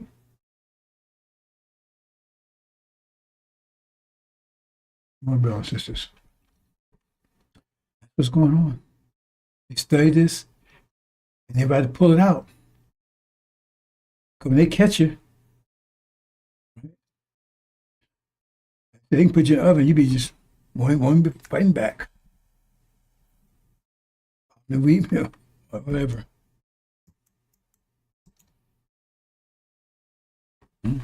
He's showing how Beethoven affects your brain. About nobody's in that stuff anymore. All the music in the world is your music. Your music controlling. So they're using it against you. They're using it against you. That's why they say your mind. You're being yourself. They're using your power against you because you don't have discipline to take control of your power. You got the 5 pillars, then you get discipline to take control of your power. But as long as you have, but they control your power. They control your energy. I put that away. They control your energy. That's why once you control your energy, then I said it wrong. They control your energy. But once you get disciplined, then you control it. You turn into power. So you're taking that energy and beating against yourself. Once you get those 5 pillars, now you got the discipline, now you control your energy, turn into power, and not a goddamn thing they can do to you. Nothing. That's part of the reason why you can't see things, right? Because you can't focus here. Because you beat bop into the, oh man, I'm trying to, Beyonce, whatever. That's what you're doing, bro. So let's move on.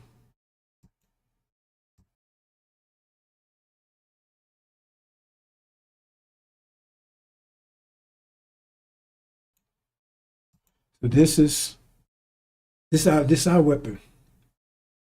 We're told to submit. See, that's what they don't understand. See, you got to get into this, understand the math, because you hear a story and they're crying about submitting to Adam, and nobody don't understand what that means. Why would you do that? That's why Master Muhammad said, if you want to be successful, learn the mathematical language. We need the mathematical language. You see exactly what he's talking about. Where he said, I know what you're not. Because right now, he said, don't retaliate, submit. But force doesn't disappear by itself. First has to have a counter force to knock, destroy it. Every action has an opposite equal reaction. There has to be a counter force to neutralize it. So by hitting us, that force is building up. It's going to keep building up as long as you submit and don't retaliate. So Elijah came, right? Because they had we went to that force against ourselves. I said, no, they the enemy. Turn that force on them, not on yourself. Before Elijah came, we was beating ourselves up. He said, no, they the enemy. Then Pharaoh comes and said, no, you the enemy, you. They ain't devils no more. You the one. It's your mind. You got to work your mind. You the problem. You're wicked. You're evil. You're the reason why all these problems happen to you. See? Turn back in. And that's why Suleiman had to come. Joshua, Mr. Covenant. No, get rid of him and say, no, they're the devils. They're your enemies. Pharaoh going to turn about yourself, try to get you implode. Because you're going to blow up, but you're going inward or outward.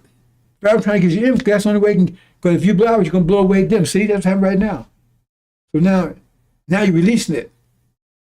40 years to build it up, and now you're releasing it in one day. They can't withstand it. All that shit they did to us 40 years, and back in one day, exactly what Scripture says.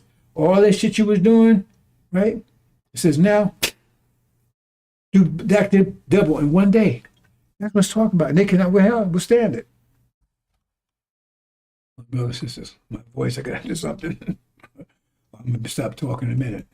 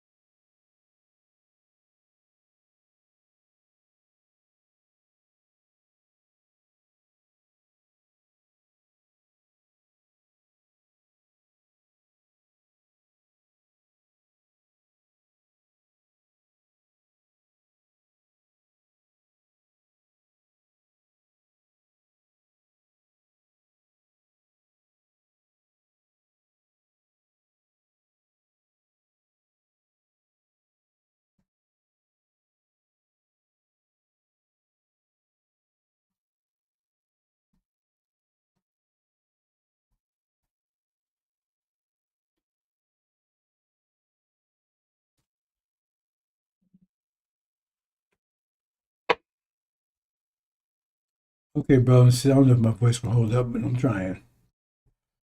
I'm trying. Look at it this way, brothers and sisters. Say, for instance, you got a balloon, right? You step on that balloon, and the balloon is flat. But you just, it's got air in it, but you don't made it flat because you're stepping on it. So now the balloon's out of shape. It's all messed up. It's out of form because you're stepping on it. Okay? But now if the balloon was able to get back in shape, it had what? By knocking your foot off of it. Right? Then it's back in shape. So you have to knock your foot off to do that. Well, the condition is we're in the condition we're in right now because they had a foot on us 20 years. So you can see, look, we ain't like we was before we came over here. We all messed up. Have a name, our religion, call them have anything. Because that's and the point is that it's still heaven on us.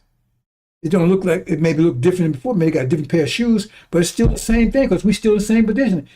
The bullet, he changed the shoes, but his balloon is still flat. That means the force is still there. Even though the shoes may be different color, different shoe, it's still his foot's still on you. He may change his shoes, but his foot's still on you. So right now it's still on you. It's just it looks different now. It looks different, but you can tell that it's still. You can tell the balloon's still. That he's still on you because the balloon's flat. You don't care what he changed his shoes, he got socks or whatever. The balloon's still flat. He still got his foot on you. Your balloon would not be flat if he didn't have his foot on you. So no matter how you change his shoe, whatever, as long as that balloon's flat, that's it. You can't tell. You if you see the wind blowing, if you see the leaves shaking, you know the wind. You can't see the wind, but you know the wind is blowing because you see the leaves shaking. And you can tell which way the wind is blowing behind the way the leaves are shaking. The same thing. So you can tell the foot is still on you because the balloon is still flat. Maybe it's got an invisible foot. But something is on that balloon because the balloon would not be flat by itself. That's its nature. His nature is to be right, expanded if it got air in it. So you didn't see the foot. All you know is it's there because you can see. And so you see our situation. That means they got a force on us. But we still like this. You can't see it, you might get recognize it, but that force is still there. It's just as much as it was 20 years ago. It's still there, because look, we're still messed up. We got the religion, and we hate something, you change it 100%. It's 100%, we still change. So what you do? That means the force, you had to apply the same force back on them they put on you to get the balloon inflated again. The same force they put on you, you got to apply that force. So in other words, the force is built up in the balloon. The force is built up in the balloon. It's in there because that's why the balloon is flat. Because now, if you start put on, you see the balloon the pressure is harder and harder and harder because the pressure is built up in it. That force is built up in it. The force is built up in it. That's why it gets harder and harder to squeeze it. The force is building up in it. So same thing. Look at us. We represent the force that they applied against us. Sin is still in because we're still in the same condition. So how do we get back? We got to explode that force. And then we get back to where we were before. But that means we blow that goddamn foot off. Is that clear enough for you? We're going to stay here. No, you want to keep a foot on us. We'll still be like this. Oh, you got to come out and name religion. It's bullshit. You gotta blow his goddamn foot off. Then we back like we were before. They tell us blow both feet off. Twice as much, both of them off. Twice as better than it was before. Is that simple enough for you, brothers and sisters?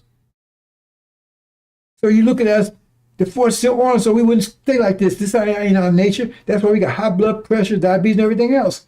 Because they got a foot on us. That's against our nature. If it was according to our nature, we wouldn't have all those problems. We didn't have them before we came over here. We had no doctors and all that shit before we came over here. We was healthy people. Hope you understand, brothers and sisters. So let me go ahead and wrap this up, and then we'll just play some things, brothers and sisters. Now, I told you some of the weapons that they applied against us. And I told you one, the music right now, the electricity, I showed you that one. Pressure, by locking us up into small, in the ghettos and that kind of stuff, right? That put pressure on us. That means now we fighting with each other and everything else. Nobody wants you. You take a whole bunch of black folk, put them in one room. How you think it's gonna happen? You force us in a small space. They live out there, got big space, got big, then suburbs and everything. But you put you in the projects. How you think that's gonna work? Somebody plays some music, man. You hear all over the place, man. You can't get any sleep or whatever. They force you to these small places, and the less spaces, like you put people in, you got one person in the elevator, fine. You got two people, it's more uncomfortable. You got 20 people in the same elevator, man. There are people pushing everything else. Might have been a fight. And then you put the electrical side to it, right, where you make sure there's not enough energy in there for everybody. Like I say, everybody needs 1 meal a day, right? So there's 1,000 people need 1 meal a day. So you make sure only 500 meals get in there. Everybody needs 1 meal a day. There's only 5 meals there. They'd be fighting over those meals. Stealing and whatever. And that's what's happening in the neighborhoods. They want to make sure there's not enough food and stuff in there to get in there, jobs or whatever, right? So therefore, we were stealing everything, doing all kind of things. They criminalize you, then they say, okay, see, you're a criminal. And they using this. They ain't stupid. They're two-dimensional, but now they're being crushed. They use all these things against you, and you said, I told you, they're using these things against you. That's why we're still in this condition we're in. We haven't freed ourselves because we're still here, still messed up. They tell you free, you're free. They're free, they didn't do anything. That's giving your mind, because, okay, they stop beating you. Why I gotta beat you? When I got you beating yourself. I said the man was beating himself, so why I gotta beat you? Why I got you do that? You self-destruction. Why I want to do it, let you do it yourself. And that's what Farrakhan was doing with this Scientology kind of stuff. They ain't those no more. It's us, we the problem, we gotta stop. God, we were so sinful, we're wicked. So in other words, it ain't their fault that we're in this condition. It's our fault, according to him. But that's not what God said. That's why I don't read it. He says, I will come after 400 years. I will come and judge that nation, not us, them. So if with us cause the problem, he come and judge us. Come see, we're going to judge you, see how you've been doing. No, he's going to judge that nation because they're the cause. And get their foot off our neck. That's what Master Muhammad talked about. But he's going to give you a big help because this war in the Middle East, right, is going to resume. And when it does, it's going to break that American dream, that hold. So it's going to break, right? But that won't happen until you get that. It won't happen until you get an energy burst. All this stuff will happen at the same time. Because it happens before you get the energy burst. That's going to cause a lot of problems. See? And that's what he's waiting for. And he'll know. Because you're going to change different. Whenever, just like all of a sudden, people's whole mindset changed in the 60s. Whole mindset changed. From a 20s mindset. And 20s, the whole mindset changed from a slavery mindset. And then your mindset's going to change, right? And that's going to happen anytime. That's going to come you over sudden. I'm telling you right now, brothers and sisters, because this thing is so close. I'm talking. And we're going to burn up these processes in the way, holding it back, trying to hold back the light. Says the people in the dark seeing the great, they're going to see the light. They're going to see it. But when they see it, that means it's going to be so bright, it's going to burn up all those clowns that was trying to hold it back. It'll be too bright. They can't. It's just too bright. Too hot. You know, light brings in heat.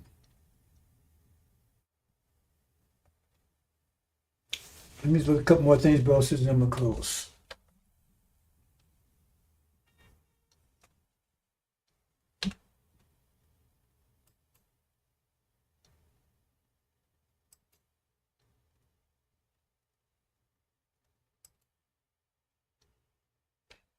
If you can, brothers and sisters, if you understand this, just send a link to your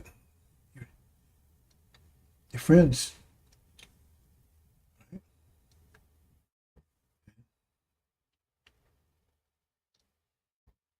But we're going, those people's holding it back. Oh, like I said, it's going to burn them up in a minute.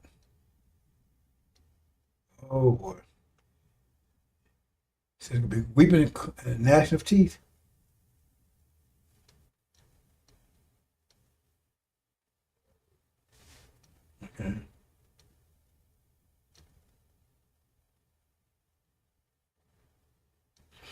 Oh, you'll see that later. I'm gonna play some things, brothers and sisters.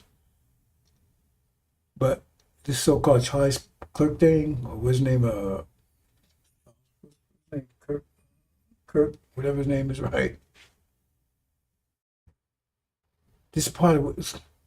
Because see, what's happening is that their spirit is coming elevated.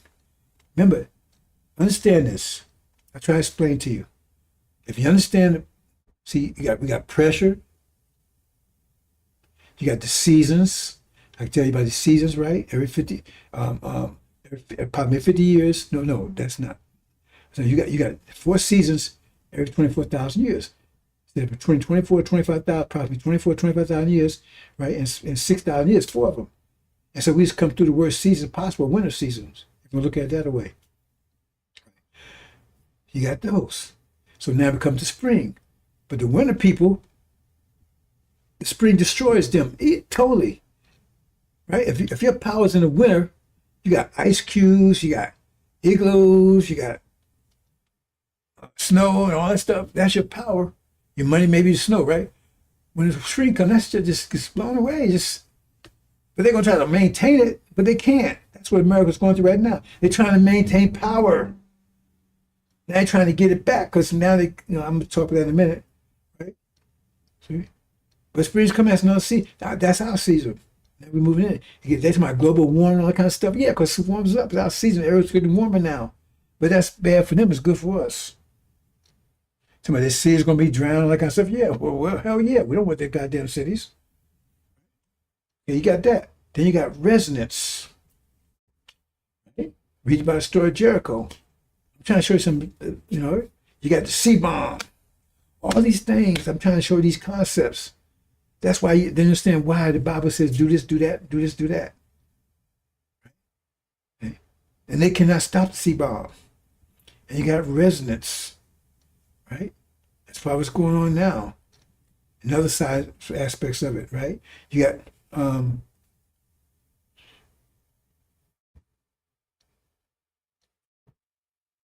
got your bulletproof vest of 5 pillars. Right? You have control. You will have control of the weather in a minute, because the sign is that you control the music. That your music is emotional. Is your emotional. That's only on an emotional level. What about the intellectual level? Is your music right now is dominating the planet. Pretty soon your mind will.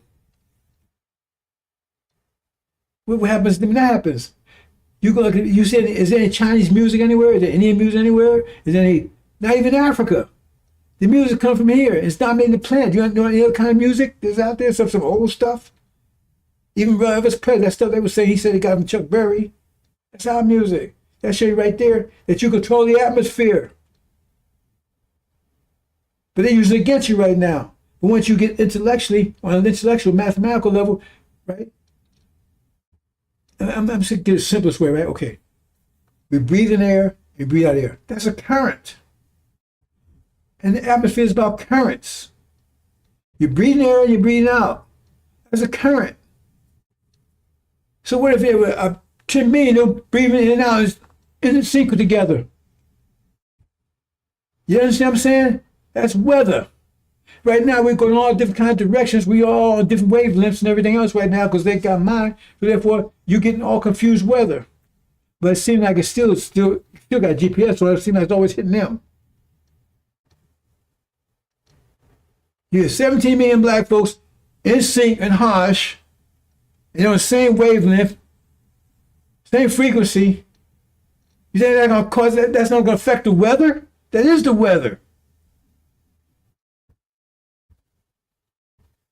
Once you get your mindset, then your mind intellectual, then you can, right?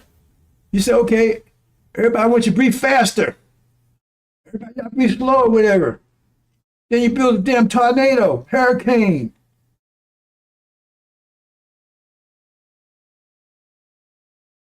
You're going to understand in a minute, bro. That's why I say you make or own the creator planet of God, the universe. You control all of this. But right now you don't, because they gave you a mind, so you go all over the place. Once you get in sync, you put 17 million people in one place, but the place is going to warm up. Just about 70 people all together working in the same place. That's why you got Chief Hodge, your tribulation. Chief Hodge, God damn how powerful you're going to be.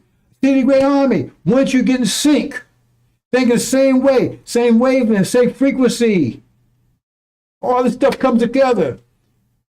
And then you're focusing your power on the devils instead of focusing imploding on yourself. All that stored up energy right now is all piled up in you. Pharaoh got you working against yourself. Or it's you. You got engrams, all that kind of stuff. Once you get in sync and focus, then all that force that they build up, put shit on you, is now on them, do them double as they did to you. Now it's focused in the right place. God damn, you ain't gonna imagine how it's gonna be here in a minute. All right, Assalamu alaikum.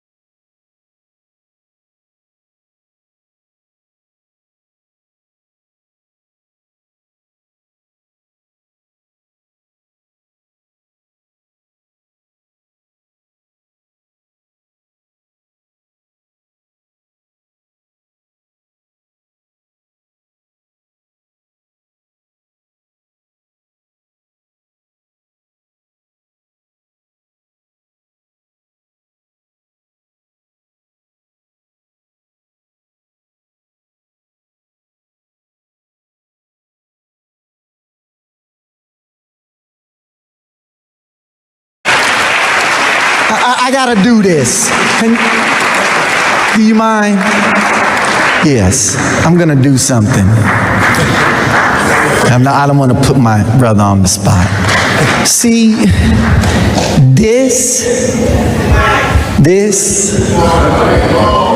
is this.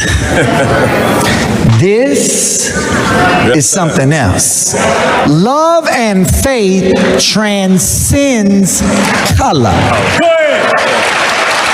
And the reason why we embrace Father Flager as a brother is because we find him on the battlefield of justice, being a true disciple of Jesus.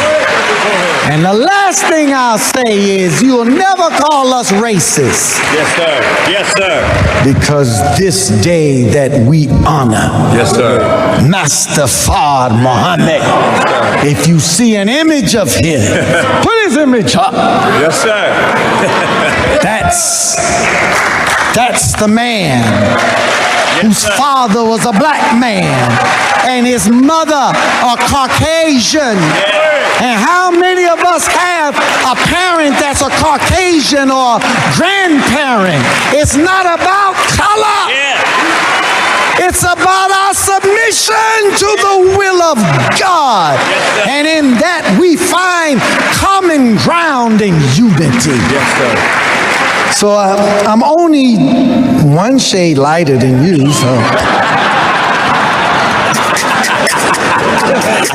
And Mustafa may be 4 more shades lighter. We a family. Yes, sir. Let's stay a family and be a family and love each other as God would have us to love each other. We love you, Father. Happy Savior's Day. Thank you. I had to do that. We love you. Go ahead. One more time, brother.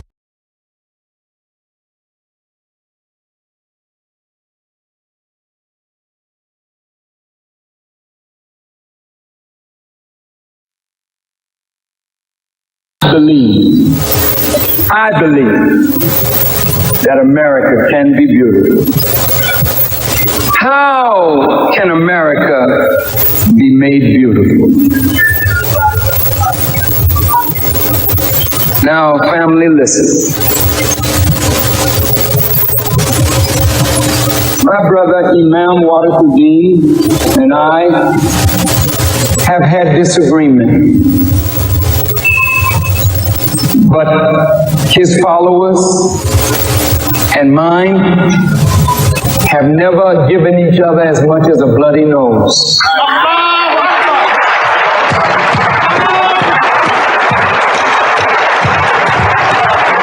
Because in spite of our differences, there's a deep love in us.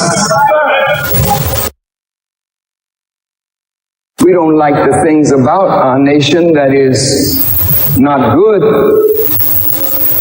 but I don't want to live anywhere else.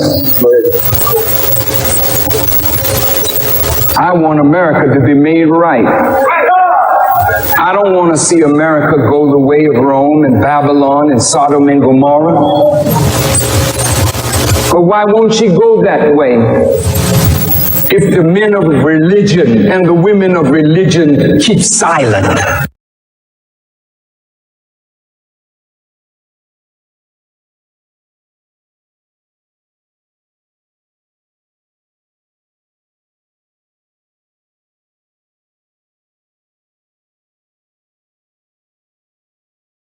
"49. I am come to send fire on the earth, and what will I, if it be already kindled? 50. But I have a baptism to be baptized with, and how am I straitened till it be accomplished? 51. Suppose ye that I am come to give peace on earth? I tell you, nay, but rather division. 52. For from henceforth there shall be 5 in one house divided, 3 against 2, and 2 against 3. 53. The father shall be divided against the son, and the son against the father, the mother against the daughter, and the daughter against the mother-in-law against her daughter-in-law, and the daughter-in-law against her mother-in-law.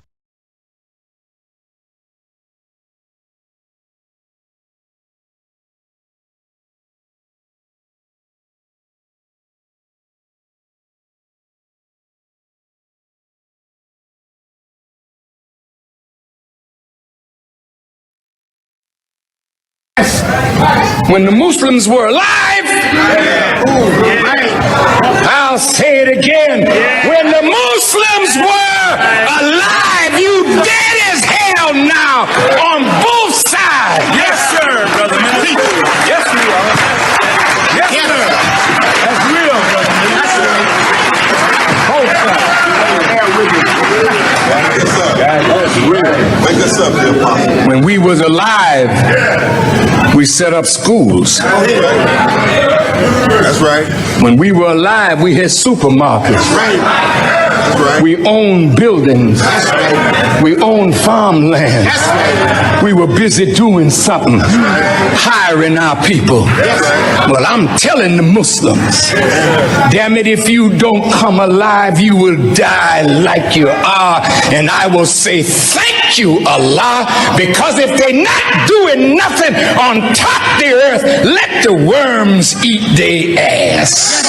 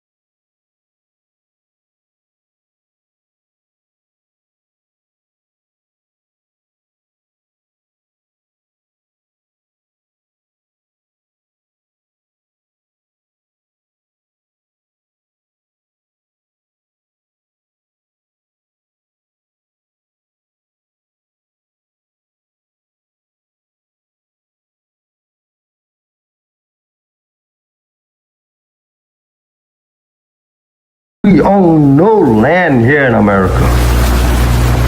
Out of all the 50 states now that America's on, she have not as yet offered to her 22 million free slaves who served their father for 300 years in servitude.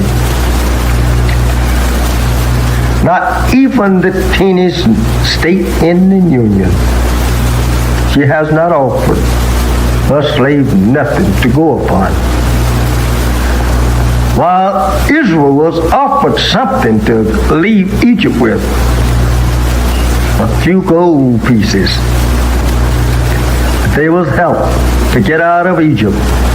But we have been let loose like cattle, not even having any chance whatsoever to go away from our slave masters to our own. And they would not carry us back to our people. Let us remember these things. Almighty God, Allah taught us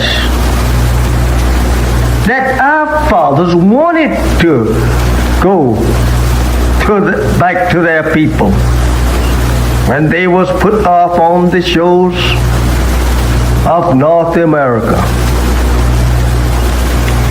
And the ship Jesus that John Hawkins brought our parents here on, they stood and stared at it disappearing in the horizon, crying, wanting to return, with their hands stretched out towards that ship, and tied in chains themselves, bound together, feet. And when they was put off on this memorable shows, they stood there staring at that ship that brought them to a strange land and a strange people who could not speak either one's language. Now they have to live in a strange country and a strange people who had proven to them every mile from their native land that they were going to be the worst enemies that they ever lived with. They were going to be the people that would destroy them. They soon discovered that on the ship that they were being brought here on. I don't know how we should say anything in the name of Jesus of good for us when this ship was named Jesus. This is how that we have always been deceived by the white man, trying to use Jesus, the name Jesus, to lull us off in a mental sleep, thinking that we are on our way to heaven. This is terrible.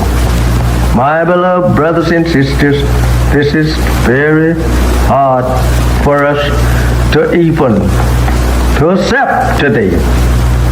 Imagine our parents standing crying to return to their native land and people, and you here today crying to stay with the very enemy that brought our fathers in subjection to their will. You are now turning your face from your own native land and turning it back towards our own prison house and our own enemies who have destroyed us and seeks to further destroy us. How do you feel? How do you feel? Not wanting to return to your people. They are trying to make love with the very people that destroyed you and your parents. How do you feel? Acting sick. And even today, they are beating and shooting you down throughout the country. There is no justice here for you and me. Why should not you want to be separated and be returned to your own? I ask you that question.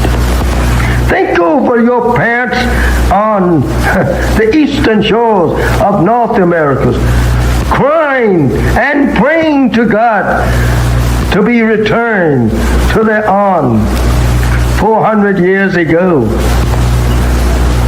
How would they like, or you like to see them rise up in the judgment condemning you for being such fools as now want to live in the land that absolutely enslaved them and killed them and beat them for 300 long years here? They would condemn you as being fools for not wanting to be separated and go to your own, build up a nation for yourself after the white man say you are free. Remember that.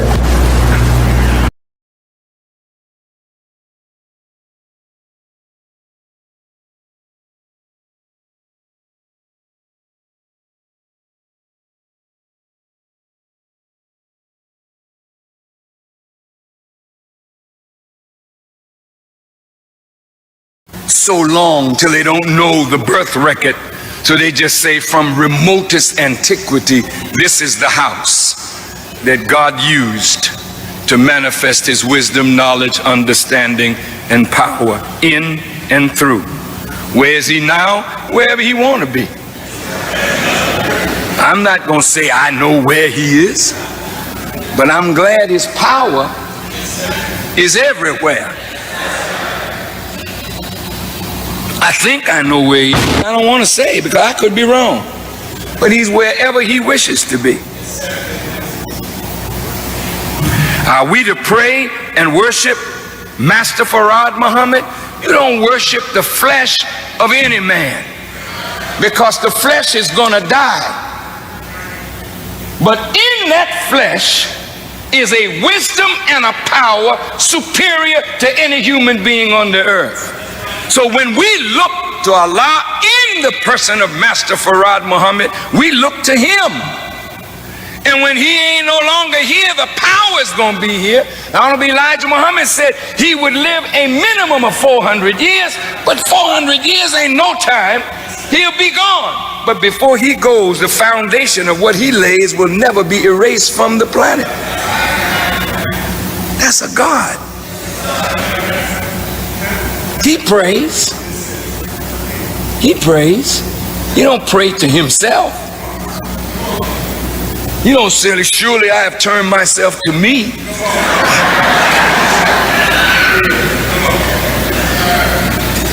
Who does he pray to?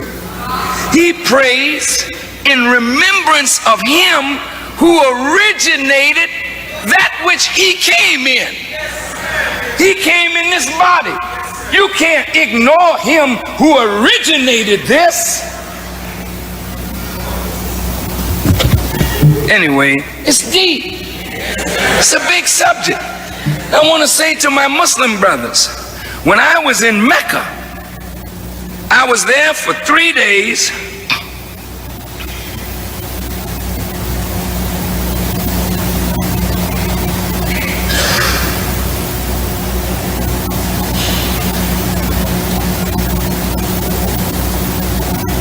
I was there for 3 days, and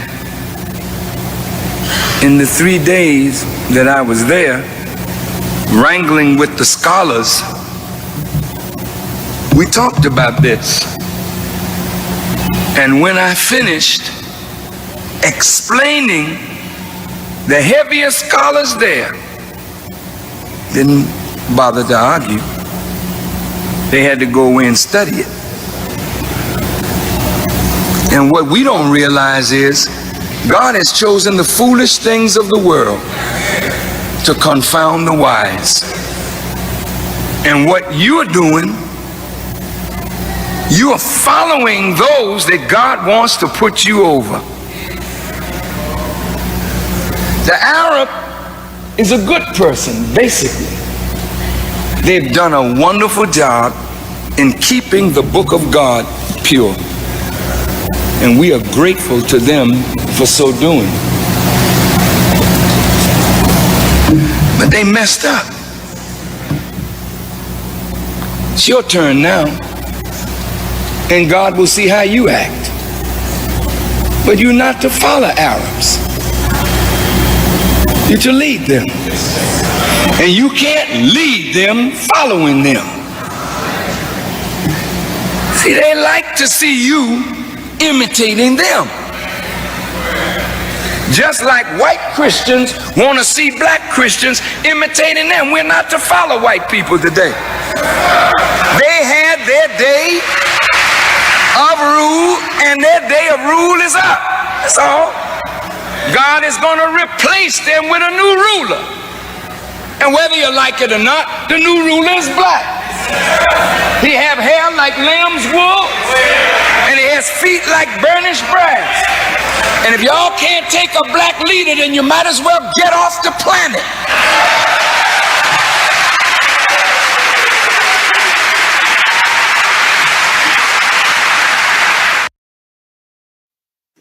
Beloved brothers and sisters, one of the greatest practices in all the religions is prayer. The form and style of prayer varies from faith to faith, but prayer is universal. There is no religious community that does not pray. No prophet of God that did not pray. Abraham prayed, Noah prayed, Moses prayed, David prayed, Joseph prayed, Jesus prayed, Prophet Muhammad, peace be upon him, prayed, Nastafar Muhammad prays.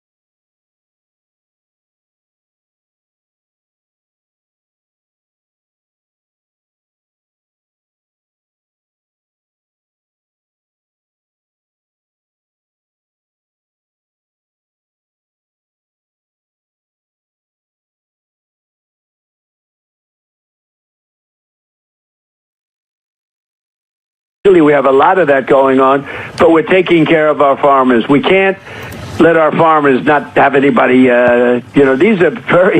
these people, you can't replace them very easily. People that live in the inner city are not doing that work. They're just not doing that work. And they've tried, we've tried, everybody tried.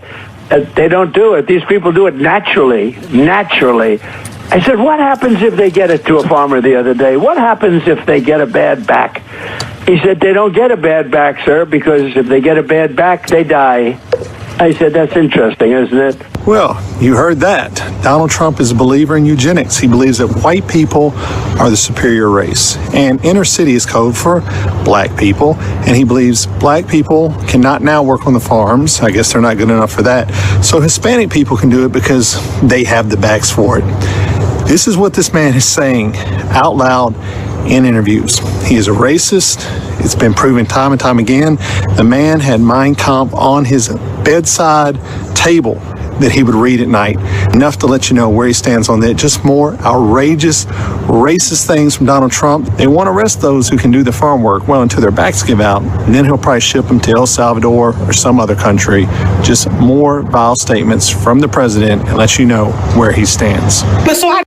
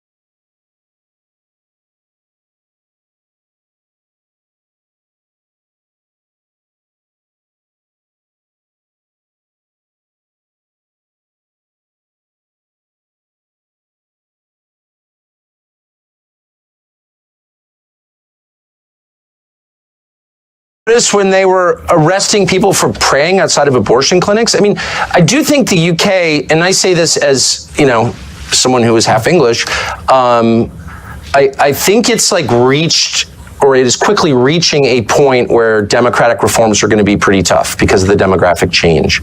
And that, of course, the point of importing all these people is to overwhelm the people who live there who disapprove of the program. So you don't have to care what they think because you just bring in new people, and their will becomes like all that matters. And so I don't think you're going to fix these things through elections at some point, probably pretty soon.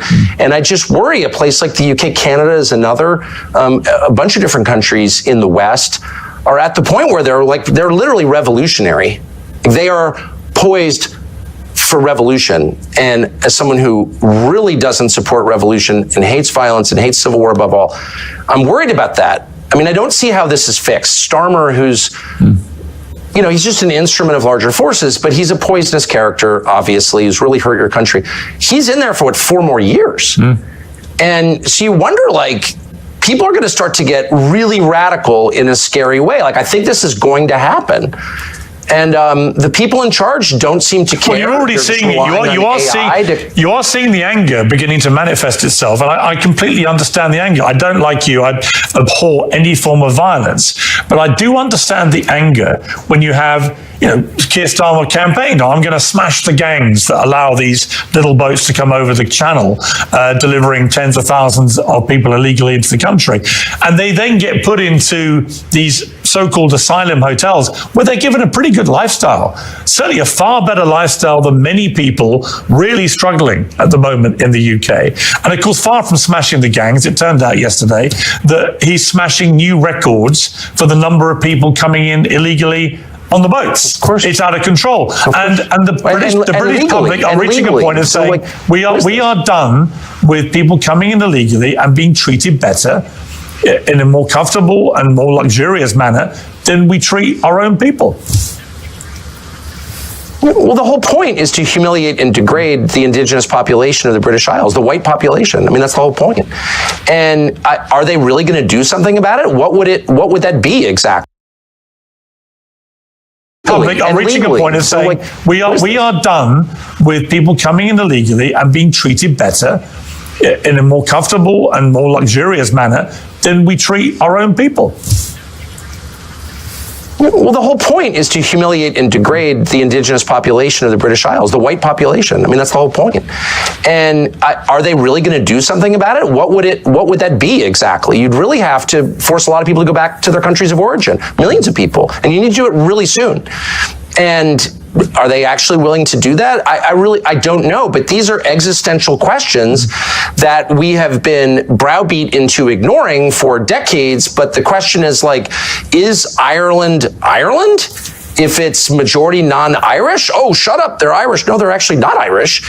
Same with the UK, same with England, Scotland, Wales. Like, it's all changing so fast. Nothing like this has ever happened in all of history, except when, say, the Mongols swept across the steppe and raped everybody. Like, that was true demographic change on this scale.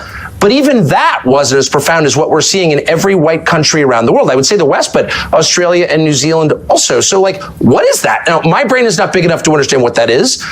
I have a lot of theories about it, but I don't know if they're true. All I know is what the numbers are, and that's real, and no one feels that he can say it. Everyone's like, oh, well, if that were happening in China or India or Malaysia or Senegal, it doesn't matter. You'd be like, what the hell is that? Like, the population's totally different. Look at graduation.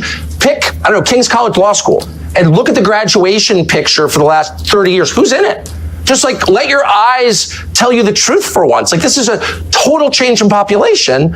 Is it better? Is it worse? Can't have that conversation. Who's pushing this? Does the population want it? The population clearly doesn't want it. There's no polling that's meaningful on the subject. I mean, there's no referendum on it. You don't get to decide. You've got no voice in it, other than you get to go to jail if you complain loudly enough about it.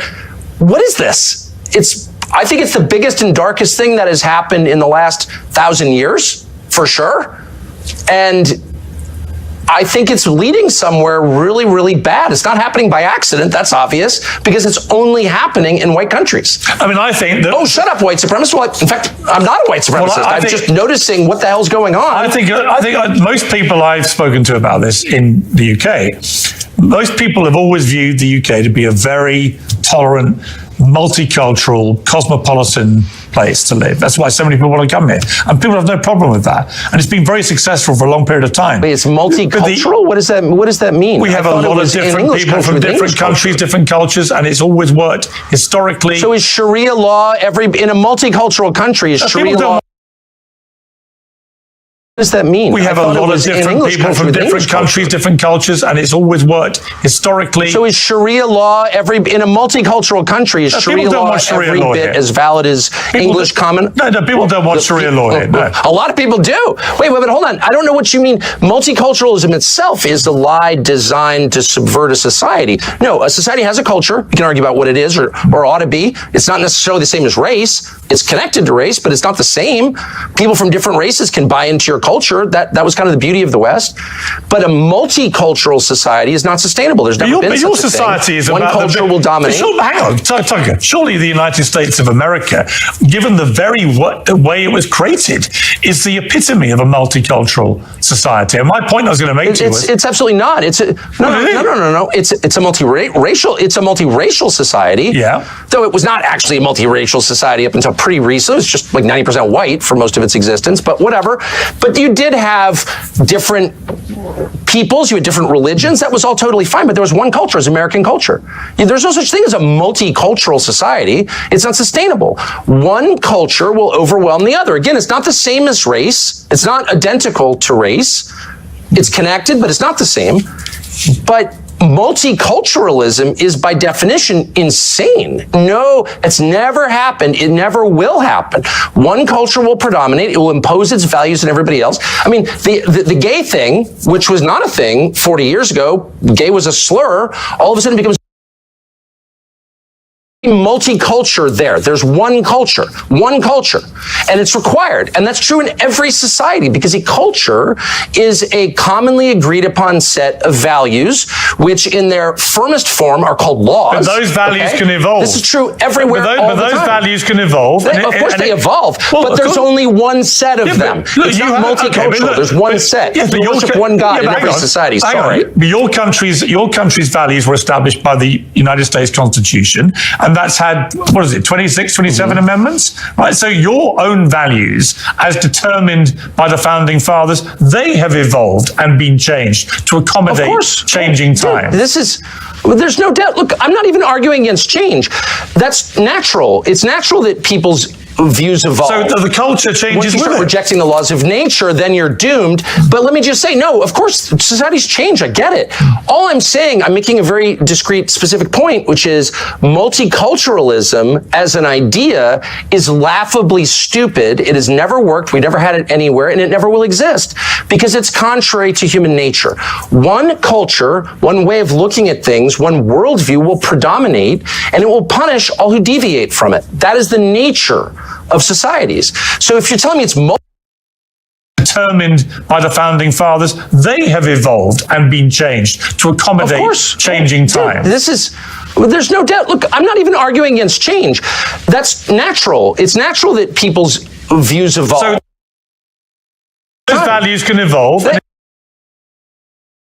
There's one culture, and it's required. And that's true in every society because a culture is a commonly agreed upon set of values, which in their firmest form are called laws. But those values can evolve. This is true everywhere. But those values can evolve. Of course they evolve, but there's only one set of them. It's not multicultural. There's one set. You worship one God in every society. Sorry. But your country's values were established by the United States Constitution, and that's had, 26, 27 amendments? Right. So your own values, as determined by the founding fathers, they have evolved and been changed to accommodate changing times. There's no doubt. Look, I'm not even arguing against change. Natural that people's views evolve. So the culture changes. Once you start rejecting the laws of nature, then you're doomed. But let me just say, no, of course, societies change. I get it. All I'm saying, I'm making a very discrete, specific point, which is multiculturalism as an idea is laughably stupid. It has never worked. We never had it anywhere, and it never will exist because it's contrary to human nature. One culture, one way of looking at things, one worldview will predominate, and it will punish all who deviate from it. That is the nature of societies. So if you're telling me it's multicultural, we can all live and like have radically different values, that's just not true. It's never been true. It never will be true. So you're having one culture, one worldview predominate over another and dominate and suppress all dissent. Like that's just what it is, dude. But Let's be honest. I would point to the United States of America and the United Kingdom as two shining examples, albeit not completely without their flaws, but shining examples of places that are deemed by the rest of certainly feel that about my country. Well, I certainly think that inherent in Christianity is the notion of tolerance, and that draws from a core Christian concept, which is free will. You cannot force someone to convert. There's never been conversion by the sword in Christianity. People decide to believe in it. And so that is central to the religion, therefore it's been central to the society. Western civilization is Christian civilization. And so we call that tolerance. It's a respect for your inherent God-given right to make a choice about what you believe. Okay, so of course, that's always been a feature. My only point is, a society has a commonly agreed upon set of beliefs, rules, and laws that are the definition of the society itself. That's what society is. So you can't have competing. You can't have, gay world and Sharia world living co-equally in a society. That does not happen. It will never happen. You have to pick one. Are we the Sharia society? Are we the party time gay rights society? Like, which one? And you can't face that reality. So you're just sort of snoozing along until the inevitable point where you're going to wake up and be like, my values have no bearing on what our society is anymore because we've been invaded by other people with a totally different worldview and they're now in charge. And that day is coming very soon for your country and maybe it'll improve it. I don't think the UK could be a lot worse than it already is. It's this kind of disgusting, sad, self-hating, suicidal island that was once great. It kills me to see it as a half English person, but that day is coming. It will change. You will either decide to be Western or Eastern. That's a choice that we're all going to face. I don't want to face that choice, but it's being foisted upon us by the architect. That's a choice that we're all going to face. Suicidal island that was once great. It kills me to see it as a half English. That day is coming. It will change. You will either decide to be Western or Eastern. That's a choice that we're all going to face. I don't want to face that choice, but it's being foisted upon us by the architects of mass migration. Sorry. I would question your characterization as my country as a sad, disgusting, what's the rest of it, suicidal nation. I feel none of those things. I feel very happy to be in the United Kingdom, and I feel that there are lots of very happy. Our system, the Western system, which is very distinct from the Eastern system, very distinct, and it's distinct on this one precise point, we believe and have always believed since this country was founded, since your country became, not a pure monarchy, but even when it was a pure monarchy, the belief in the West, because of Christianity, was the worst thing you can do is punish the innocent. That's the worst thing you can do. That's worse than not punishing the guilty. And we often said that to each other. We no longer say that because there is a pretty concerted effort to blur the meaning of these terms. But I'm not going to be deterred from defining words precisely. Terror is murdering people, killing people, punishing people who committed no crime. Period. So when the Israeli government says it has repeatedly that even though over 20,000 completely innocent children are believed to have died in their response to what Hamas did on October the 7th at the hands of the IDF, there are many on the pro-Palestinian side who say that Israel is behaving like terrorists too in the way that they have gone about conducting this war. Would you go as far as to say that? One of the things that I really object to now is this relentless focus on Israel, which, by the way, is a foreign country that I have nothing to do with.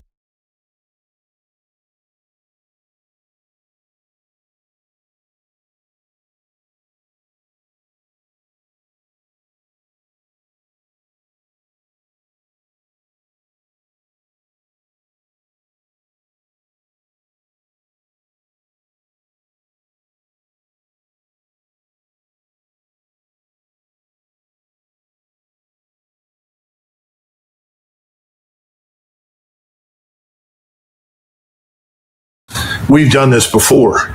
Now, maybe today things are different, and we will end up living in a nation that is sharply divided and may ultimately produce something else. But I'm an American. I love my country. I want to see it stay together. I'm interested in social cohesion, which means that I think our laws, customs, and culture have to be dominant. We can accept some diversity on the edges, but not fundamental division.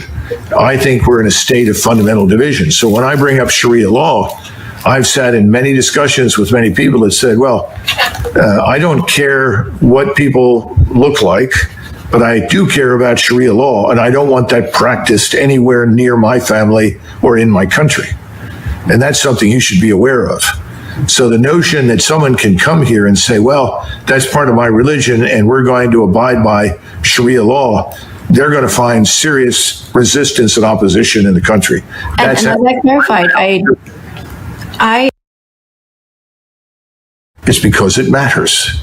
It's this thing we call societal cohesion. Nations do not exist on their own. They have a core population. Our core population from the very beginning was always at least 80% European and Christian and about 15 to 20% African. But when you start bringing in huge numbers, millions, who are fundamentally different from the core population, you are going to get violence, anger, and conflict. How many times have you heard people say, if you bring people in from the developing world, what do you get? The developing world. And now we've got that. You can't bring in hundreds of thousands of people from Somalia, plant them, of all places, in Minnesota, and then be shocked that, no, they're not Americans. They're not really interested in being Americans. They're foreigners living on American soil. Nobody wants to say that publicly. If you do, oh, well, you're a racist. Well, you know, the world is full of racists. The real war that's going to decide our fate is not going to be fought anywhere overseas.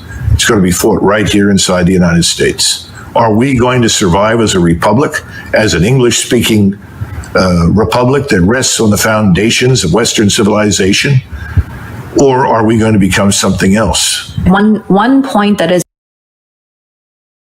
Constitution was completed in 1789. I think we had 5 million people living in the 13 British colonies. We were 90% white, that is excluding the Africans that were in the country who had been brought here as slaves. But we were 90% white. We were 90% Protestant. And this may be hard for you to believe, but the people that wrote that were trying to protect all of the Protestant sects from a state church on the model of the Church of England and the Roman Catholic Church. That's one of the reasons it was almost 100 years or more after that before people began to finally accept Catholicism as a religion, because it was viewed as political power.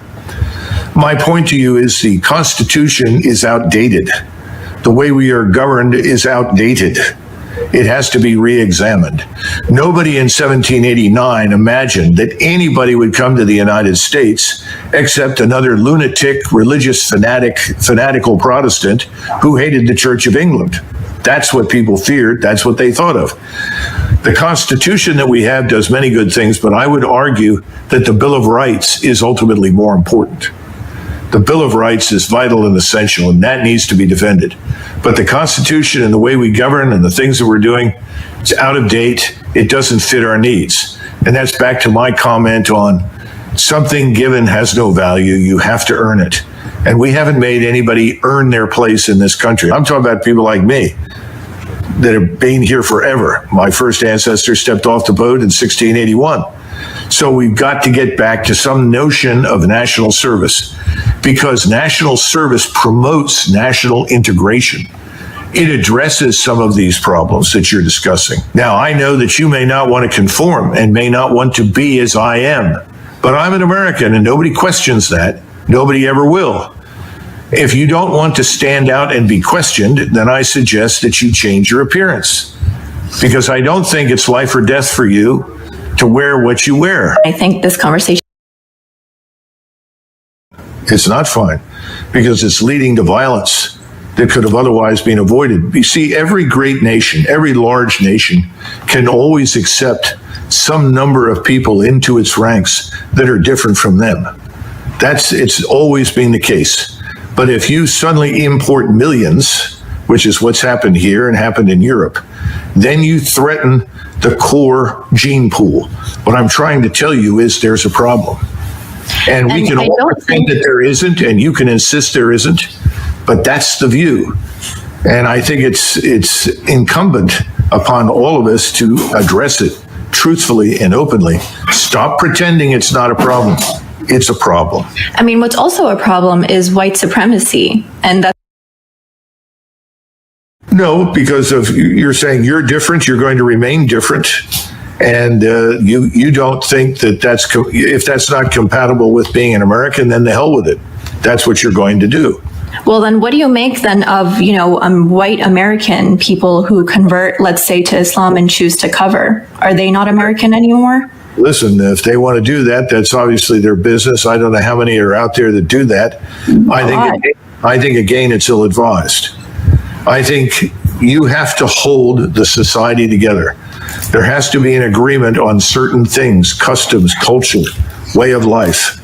And unfortunately, if you're going to practice rigidly a brand of Islam that demands certain things, and this is why I asked right off the bat, do you support Sharia law? I'm a Muslim. What being a Muslim means is I follow the guidelines of my religion, which is a peaceful. Does your religion dictate to you Sharia law? My religion dictates to me to be a good human being, to be good to my neighbors, to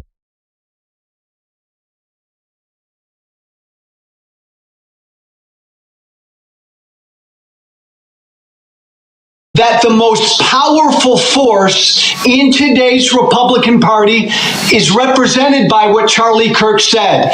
It is this drive to make America a white Christian nation. I got to tell you, this is what they say privately. This is now what they say publicly. This is what Charlie Kirk said publicly. And Joe, again, one of the reasons I wanted to have you on, because you know these people very, very well. Yeah. You said it yourself. You were one of the strongest voices. You were one of the folks who understood the incendiary language when you were in Congress, when you had your radio show, and how people loved when you did it. And then when you chose to apologize for that and turn away from it, oh my God, they literally have just tried to destroy you because of that. Yeah, again, you know the deal, Roland, right? I came out publicly against Trump 7 years. For 7 years, I put up with death threats on a regular basis. Nobody is welcome in that party unless you bow down to what this force is, this MAGA force. And again, look, there have been some people on the left who've celebrated Charlie Kirk's murder. Shame on them, be better people. But this is much worse, Roland, what my former friends are doing on the right, because they are turning this into a holy war. When you say we declare war on the left because of what some 22-year-old young guy did in Utah, and then you declare war on the whole left, that's a lot worse than celebrating Charlie Kirk's murder, because that's dishonest, but that's also inciting hate and violence. And Roland, look, Trump's an idiot. So yeah, Trump says the left, the problem in the country is the left. J.D. Vance is not an idiot. What did J.D. Vance say today, right? He was subbing for Charlie Kirk on his radio show, and he spent the entire show going after the left, going after them, they, them. Man, Democrats need to wake up, Roland. This is a really serious deal by my former colleagues. The stuff that I hear privately from them right now, Roland, for the last 5 days, I mean, they want to go to war. This is a holy war. Oh, it absolutely is. And what really jumps out at me on this very thing here, Joe, and I've been saying this, I played the speech 2 weeks ago that mainstream media just ignored, of Missouri Senator Eric Schmidt, who gave a speech at NatCon, Peter Thiel's group, where he literally gave a white nationalist speech where he said our ancestors fought for this country to be ours and no one else. He was talking about white people. He was basically saying if you are black, Latino, Asian American, or even Native American, America is not for you. And folks just ignored it. And so people need to understand, again, what they're saying, why they're saying it. And yes, there are many evangelicals, any very conservative white Christians who are pushing this as well. And you nailed it. They want a holy war. They want a race war.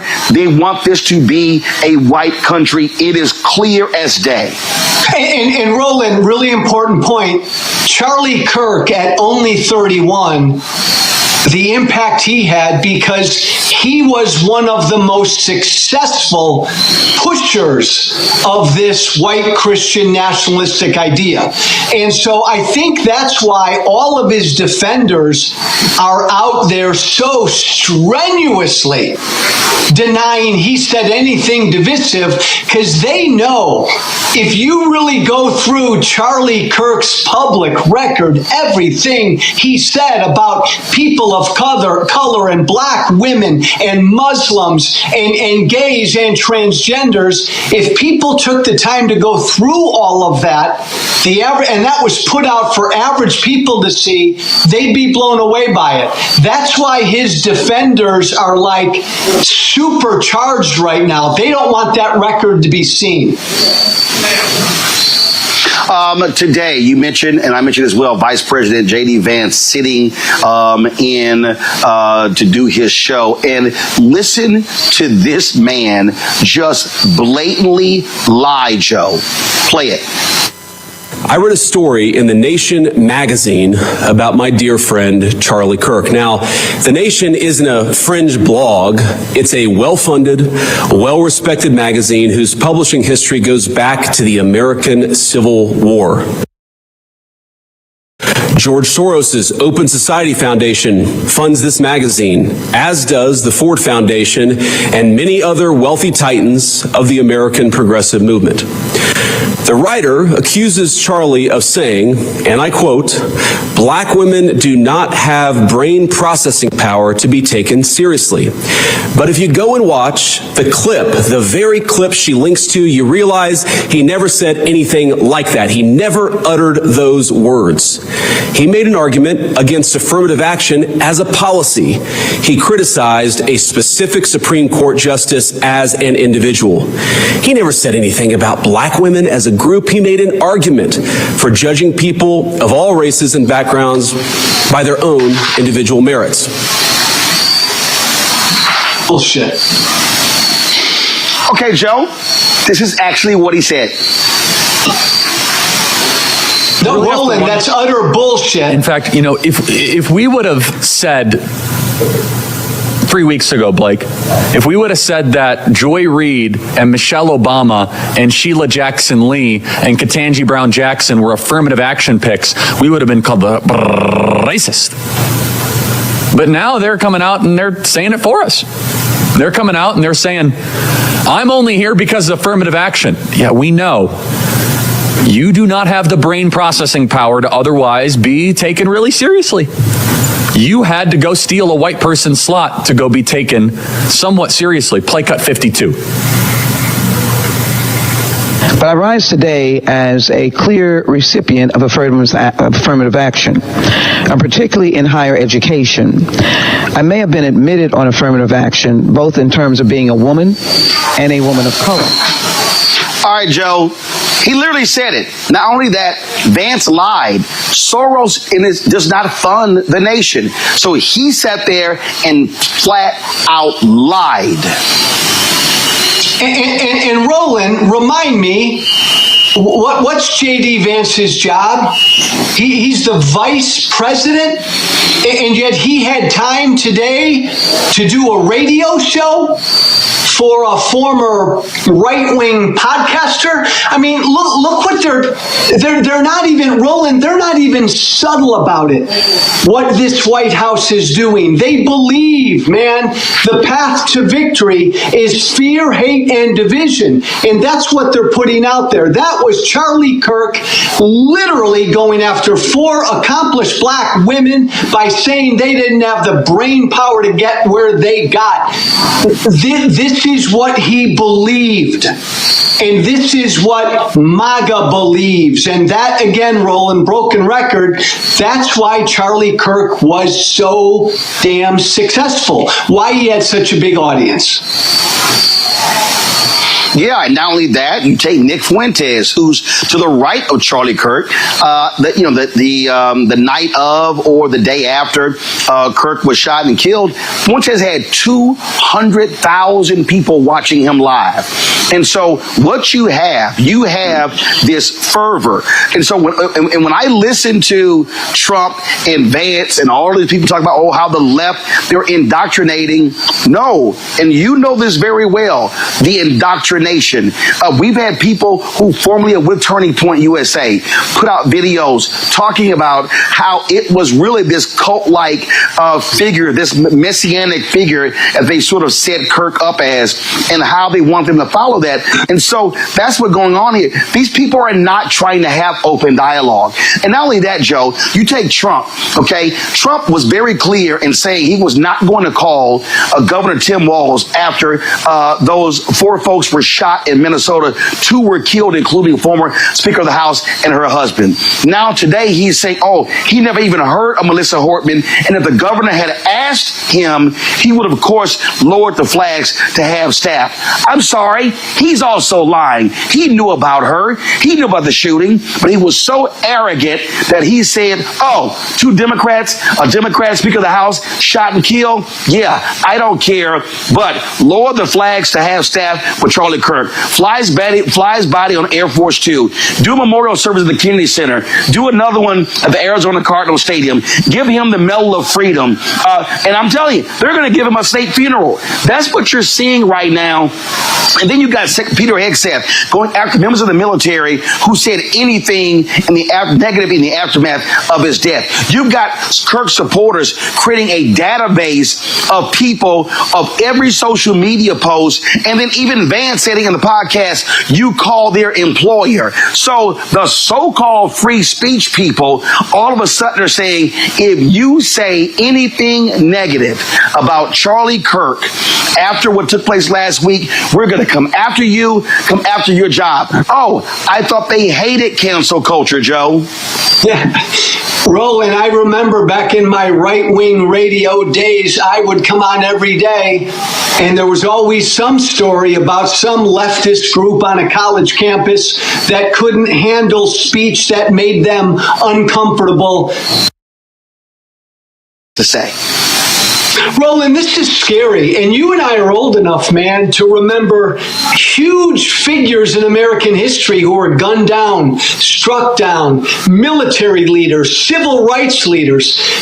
We are treating this 31-year-old podcaster, MAGA influencer, like he's Jesus Christ. So I come from the right. Why are my old colleagues and friends on the right doing this, Roland? Because the right wants a religious war. Let's just call it. They want a civil war. They want a holy war. That's why they're putting him up to be some Jesus-like martyr. Absolutely. I mean, Glenn Beck literally came out and said he was a civil rights leader. Oh, my God, stop it. Stop it. I've seen people say, I've seen a lot of these videos, I'm leaving my church because my pastor did not mention him. This was a Christian warrior. And let's just be clear. You said it, white Christian nationalists. It's slaveholder religion. We heard a lot of this stuff during slavery, during Jim Crow, things along those lines. And this whole idea about, oh no, it was about debate. It was about, exchange of ideas. I mean, come on, let's just stop it. And so we see what's going on here. We see the games that are being played. And then what gets me, Joe, is this whole deal of, oh my God, the left, how they indoctrinated him and the accused killer going to a university. The dude was at a university for one semester, Joe. You're trying to tell me that one semester at a mostly white institution in Mormon, Utah, which is not a liberal bastion, somehow just radicalized him? I mean, it really is showing folks the hand they're trying to play. Yeah, and I think even on top of that, Roland, I think it was like some technical school. So it wasn't some crazy liberal arts school for a semester. Look, cut through all the BS. The Speaker of the House, Mike Johnson, has publicly said that America should be a white Christian country. This is what animates my former party. Roland, you know me, right? Tea Party Hellraiser. I don't come from the left. I left the Republican Party when the Republican Party became MAGA. And my fellow Democrats and folks on the left need to understand, now these people are on the right. Now this is MAGA.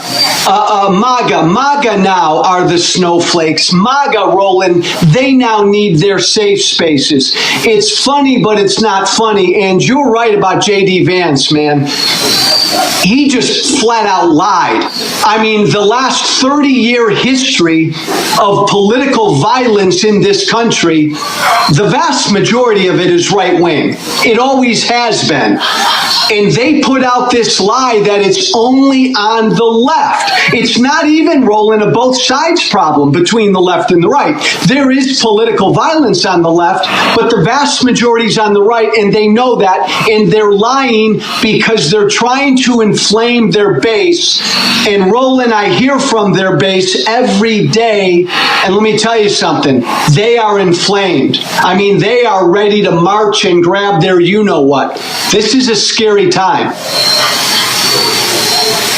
It is, and folks need to understand what is certainly at stake. Joe Walsh, I appreciate you joining us on the show.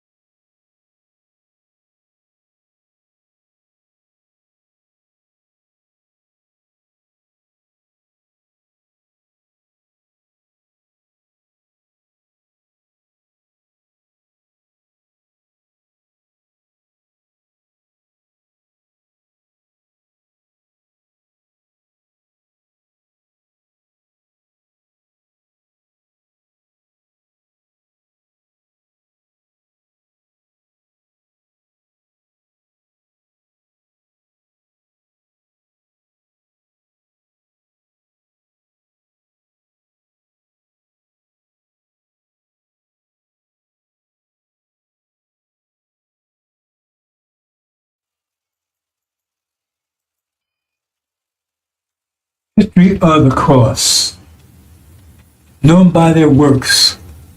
What's the history of the cross? 500-year history of the cross. Murder, rape, destruction, deception, enslavement, burning, terrorizing. To maintain a slavery system, you must terrorize the people 24/7. They terrorize people from Africa and America for 400 years. Constant terror, 24/7, rape, murder. In the name of Jesus. This was Christians, not Buddhists, not Hindus, Christians, in the name of Jesus, where they said Jesus cursed black people, they call them Ham, cursed them to be slaves and persecuted forever. In the name of Jesus, raped our women incessantly, pissed in our mouths, made us eat shit. And they took and tried to clean up, not clean it up, but make it look more fashionable, I guess, by calling it chitlins. That's after slavery, of course, after so-called slavery. Because what was endured was not slavery. Look up slavery. Look up slavery. It does include murder, rape, terror. This is a Holocaust. And then now they try to downplay it. Oh, that was 40 years ago. No, it wasn't 40 years ago. I don't care if it was a million years ago. It was 40 years ago. It lasted for 400 years. As they're doing today, they took everything away from the slaves. Everything. Their name, their culture, their families, their religion, their minds, everything. Fed their children to alligators as alligator bait. And then they talk about what's going on in Gaza when they did 1,000 times worse. What's going over in Gaza now is simply just a miniature version of what they did.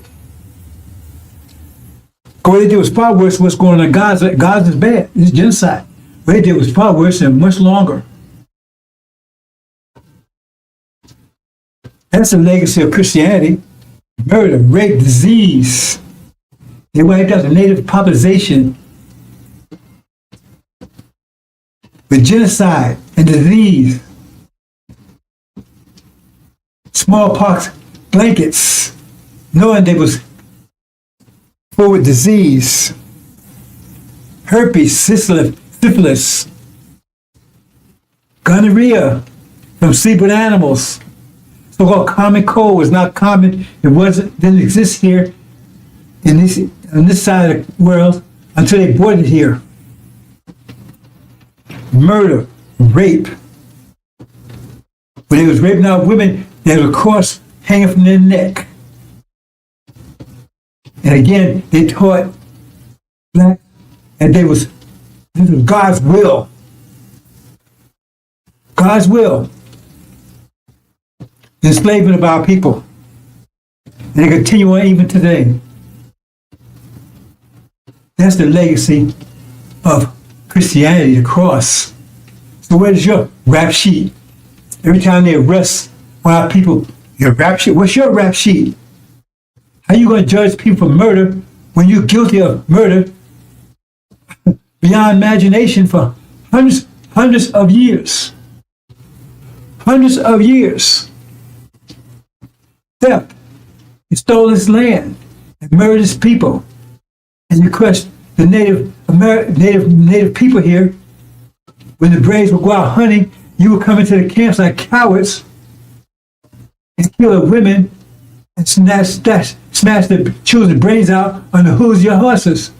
This is the legacy of Christianity. That's the legacy of it. The question is, if instead of Columbus coming here, Dracula came here, Beelzebub, Wolfman, Frankenstein, Satan, and they all came instead of Columbus. What could they have done that Columbus and those that followed him did? Satan is the God of this world. That's the God they're serving. They have known him by their works. What are the works of Christianity? What are the works of Christianity? Where's the works of Christianity? Evil, deception, mischief, bloodshedding. It goes on today. What's going on in Gaza, just reflection and microcosm of what was done here in America for hundreds of years. Raped out women incessantly. They would even rape while they was out in the fields picking cotton. They would jump off their horse and tell them to bend over and rape them. And tell them to keep picking cotton while they was doing it. This is the kind of stuff that they would do. Make one slave defecate in the slave and slave in the mouth of another slave, and then bound it up so he couldn't spit it out for 7 days. That's a legacy of slavery. You did it all in the name of Jesus. There's a legacy of slavery. Legacy of slavery. 40 years plus. Legacy of Christianity. Legacy of the cross. That's the legacy. That's the true legacy. So whose works are those? Who are you serving? Who are you serving? The legacy of the cross. Where's your rap sheet, America? Gog? Where's your rap sheet, Magog? Britain? Where's your mateship? Where's your rap sheet? Antichrist, false Israel. What's your rap sheet? Then they colonized Africa. They're stealing for ripping off everyone. That's the legacy of Christianity. They've been ruling for over 500 years. And now, the threat of nuclear war to finish off everything. That's a legacy of Christianity in the name of your Jesus.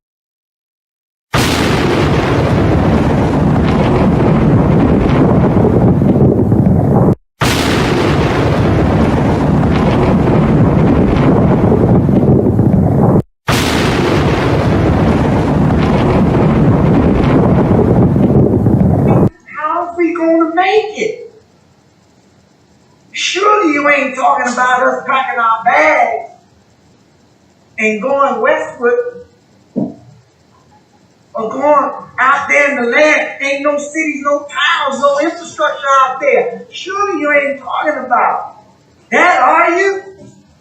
No. We ain't going back to Africa. No. This is your land. Our sweat, our tears, our blood has earned us the right to the land. What God wants you to do is come out of their ways. Come out of their pagan holidays where you should be honoring Jesus. You are out here buying bunny rabbits and inviting your children to paint eggs for some Easter hunt. Come out of her.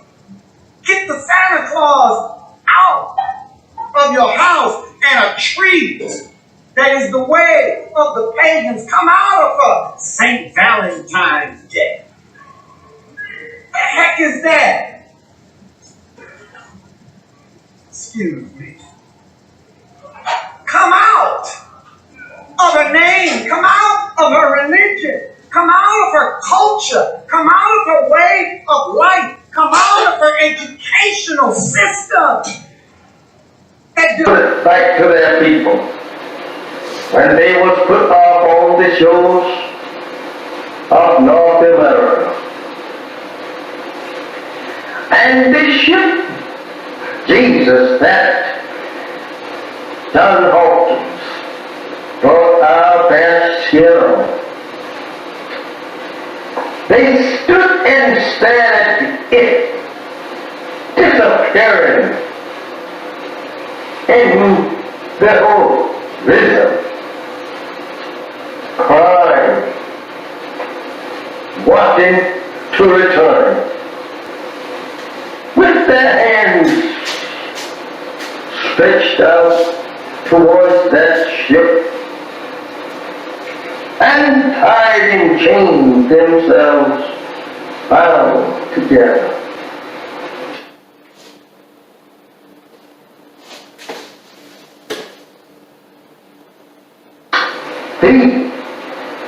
And when they was put off on this memorable shows, they stood there staring at that ship that brought them to a strange land and a strange people who could not speak either one's language.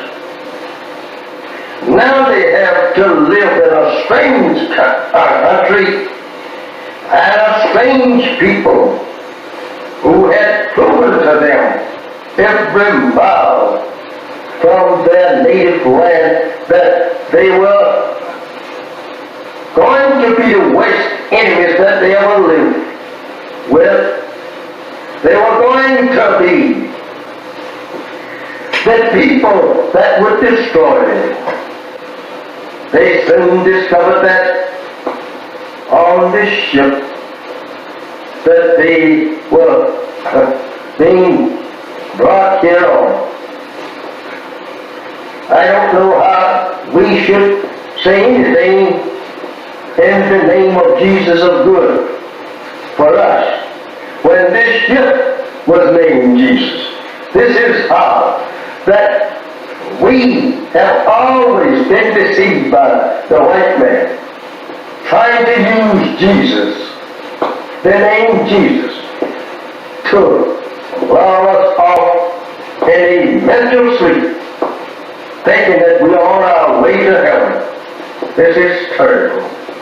My beloved brothers and sisters, this is very hard for us to even to accept today. Imagine our parents standing crying to return to their native land and people, and you here today crying to stay with the very enemy that brought our fathers in subjection to their will. You and I, turning your face from your own native land and turning it back towards our own prison house and our own enemies who have destroyed us and seeks to further destroy us. How do you feel? How do you feel? Not wanting to return to your people. They are trying to make love with the very people that destroyed you and your parents. How do you feel acting such? And even today, they are beating and shooting you down throughout the country. There is no justice here for you and me.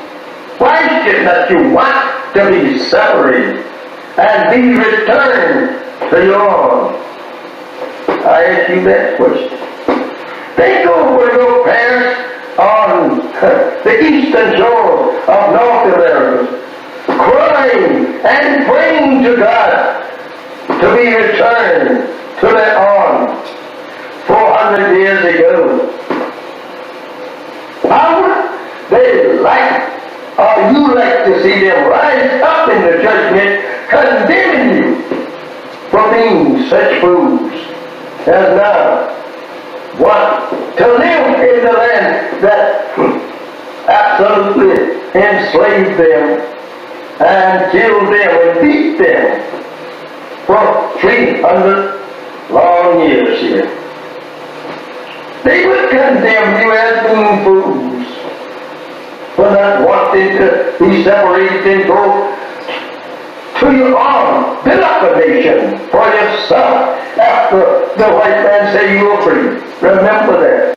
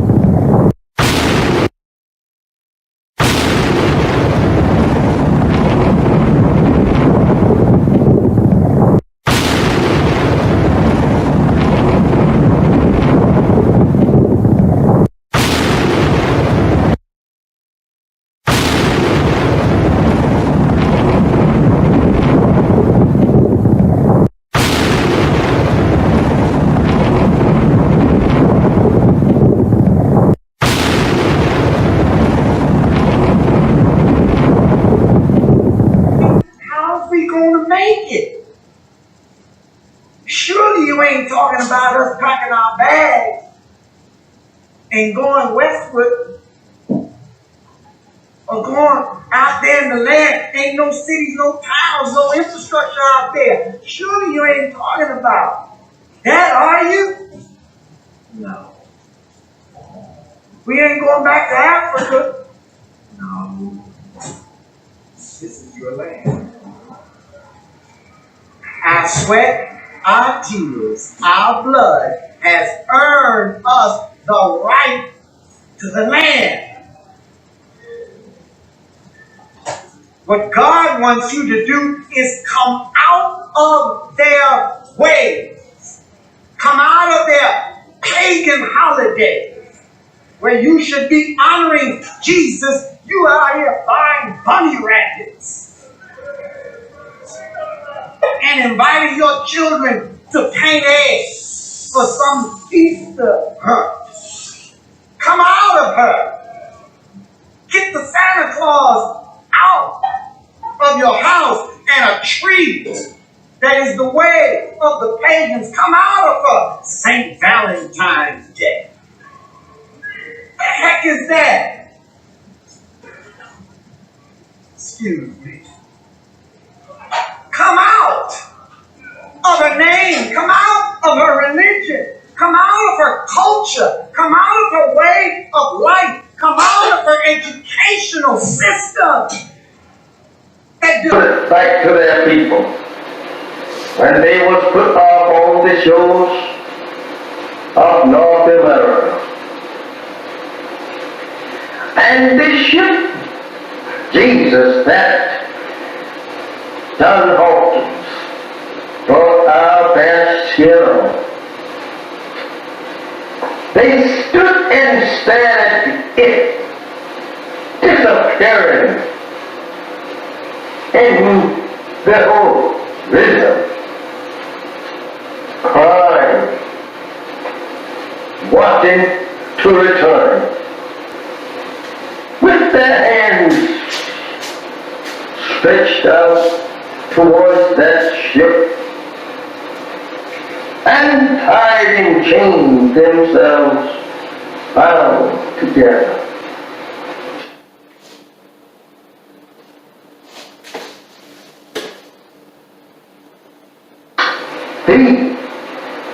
And when they was put off on this memorable shows, they stood there staring at that ship that brought them to a strange land and a strange people who could not speak either one's language.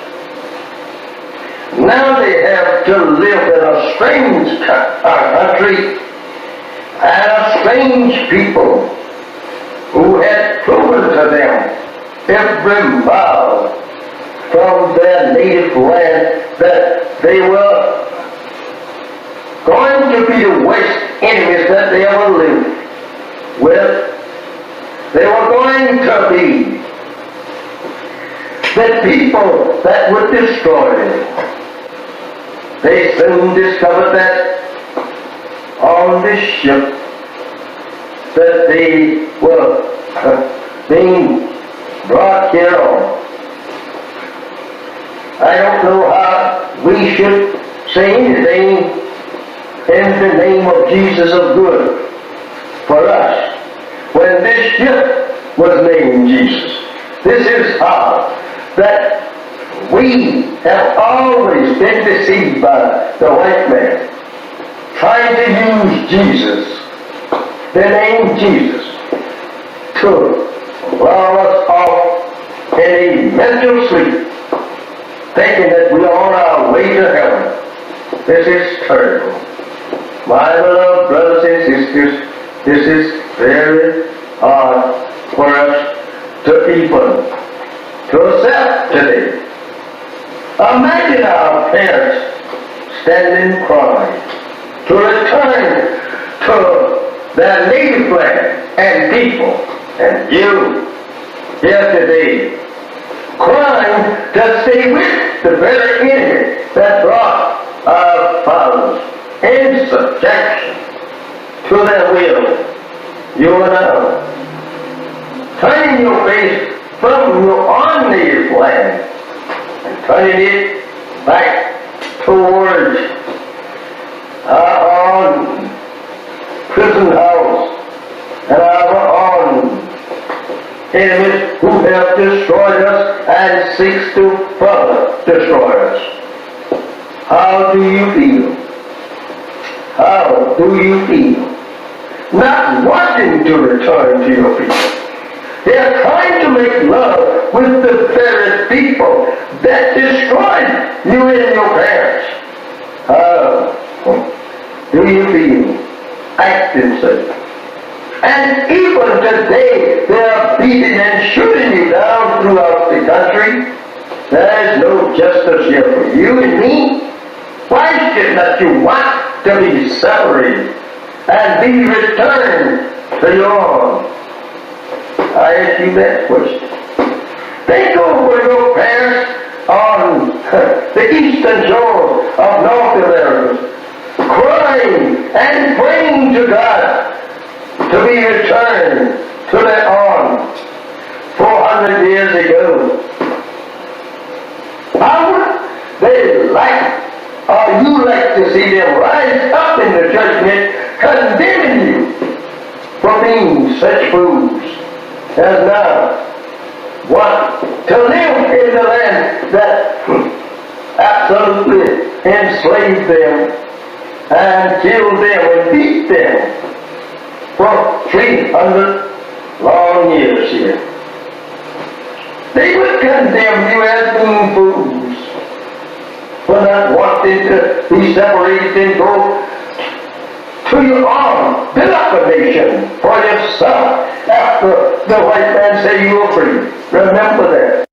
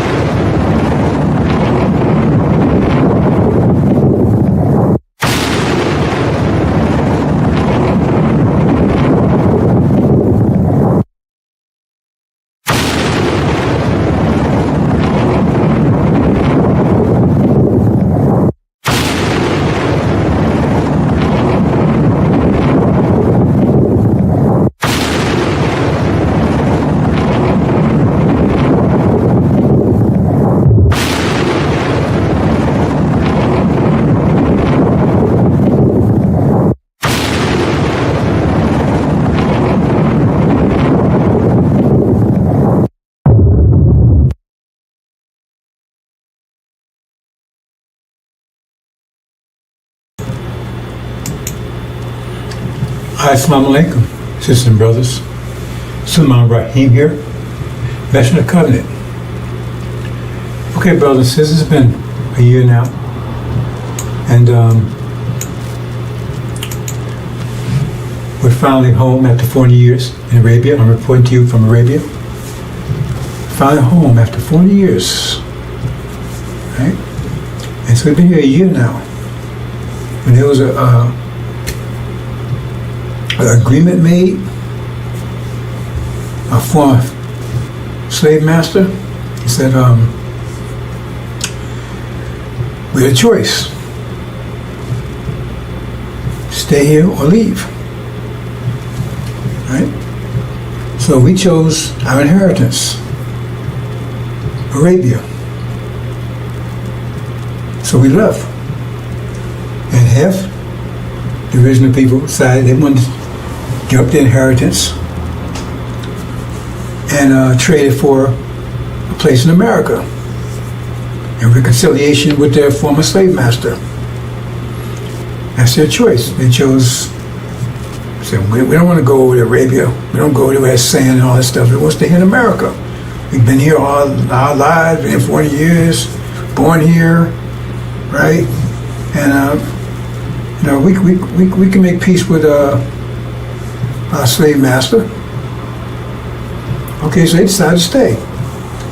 And so after a year, right, we get reports of how things are going over there, and it doesn't sound too good. How things are going over in America with their reparations, because they was given, they got 6 states, I believe.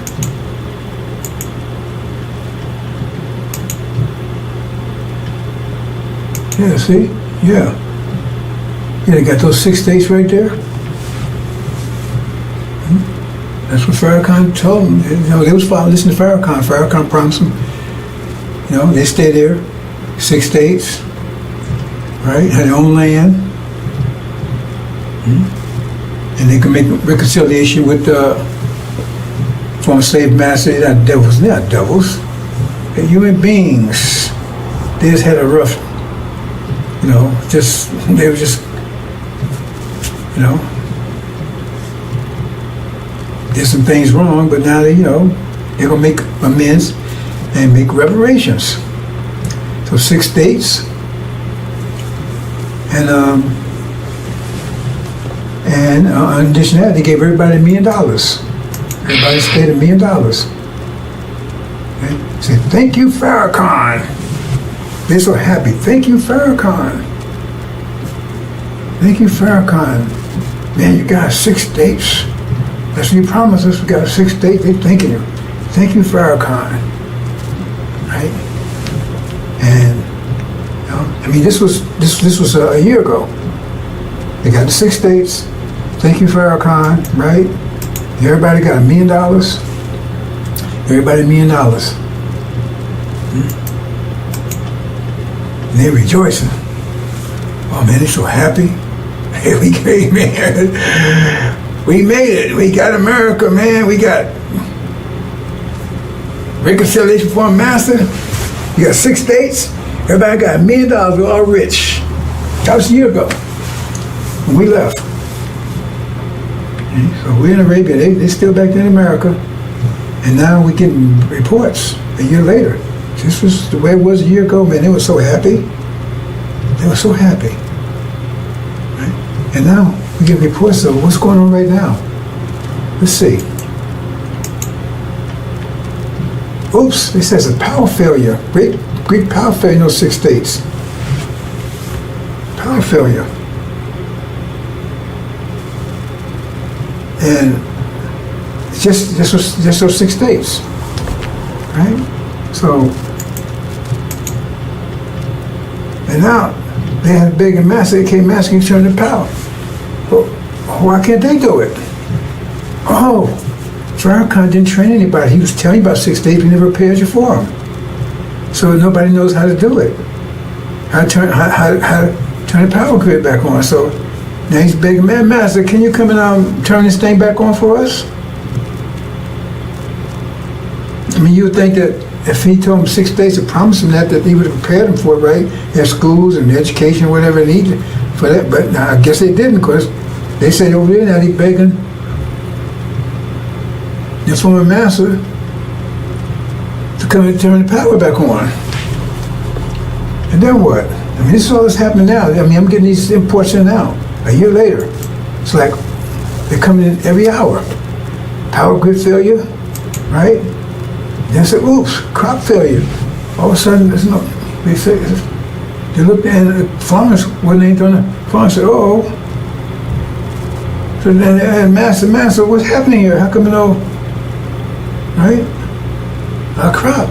They found that the land they gave them wasn't that fertile. A year later, nothing's growing. Crop failure. And now they master, what's happening here? Right? And then, I mean, all these things, every hour that's coming in, right? And then they look, you know, and man, they had, you know, a year ago, they had plenty of food on the shelves, right? And now, they look there now, and all the food's gone. It's gone. And she said, what am I going to do here? Food's gone. The house is empty. So he said, Master, we need some food. Well, how come you can't produce your own food? I mean, you want your own country. You got your own states. That's your country. Then you run it. What are you calling us for? Right? And so they've been praying. And then, oops, no fuel. There's Master, no fuel there. Well, you got to buy your fuel. You got to produce your own fuel. What you calling us for? You got your own 6 states now. What you calling us for? Go and get some fuel. You got money, right? You got your own states. So you got to get your own. What you calling us for? You said you wanted your own, so now you got it. And you got your reparations, so we don't owe you anything anymore. We don't owe you anything anymore, so what you calling us for? We don't owe you anything. You said you agreed to 6 states and $1 million per person. You took that instead of your inheritance, what you call the Abrahamic Covenant, Arabia. You know, your brothers and sisters, they left, they took that was offered to them, they took it. And you said, no, I want this instead.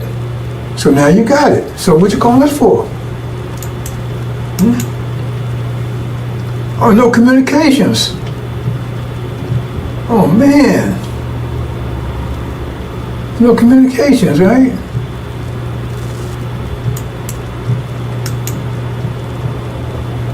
No medical facilities. So what's going on, Master? Wait a minute, hold on. That's you. What you calling us for? That's yours. You got to handle that stuff. You want us to handle it for you? You want independence, now you have it.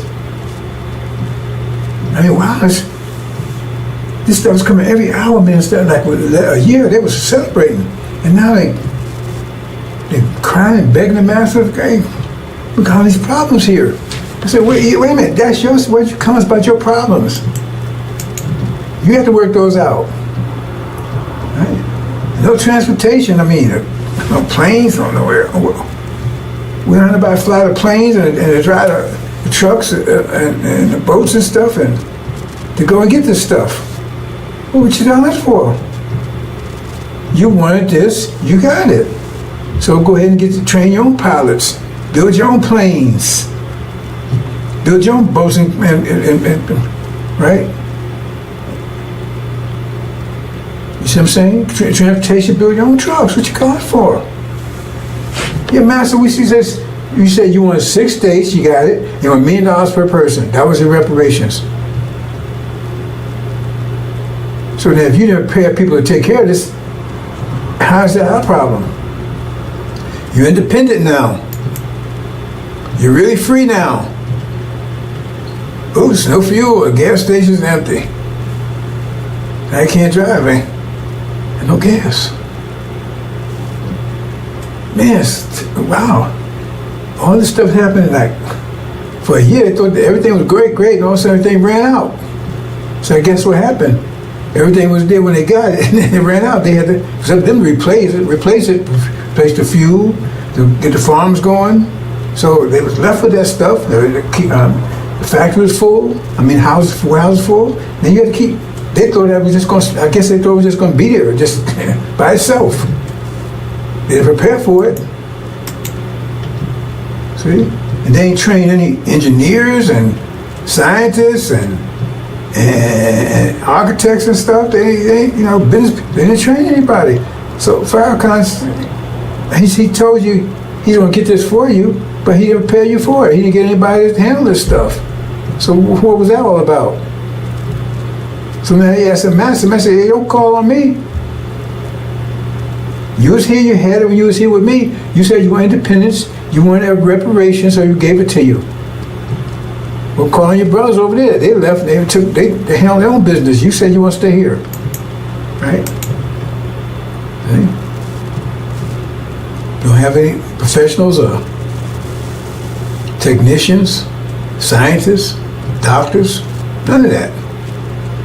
See? I mean, that's what, you know, because, I mean, if you're going to set reparation, you should be preparing for that, right? So if he was telling you about reparation, you should be preparing for it. If he thought, if he said, God said that's where he's going to get you, so if God told him he's going to get that for you, then he should, like when God told Noah there was a flood coming, to only build an ark, so he started building an ark. And so you should start preparing for the 6 states and the reparations, but apparently you didn't. And so now, it does say, look, hold it. We want total separation. I mean, look, we don't want you to call us no more. We don't want you to call us no more. Because you're wearing us. You want your own country. You got your own land. Right? You got money, $1 million, every all this stuff, right? And so now we got to protect your money and everything too? No, you have to create your own money. You have to do all these things, your own wealth, not ours. Right? So we're going to cut you off from that too. That's all economics.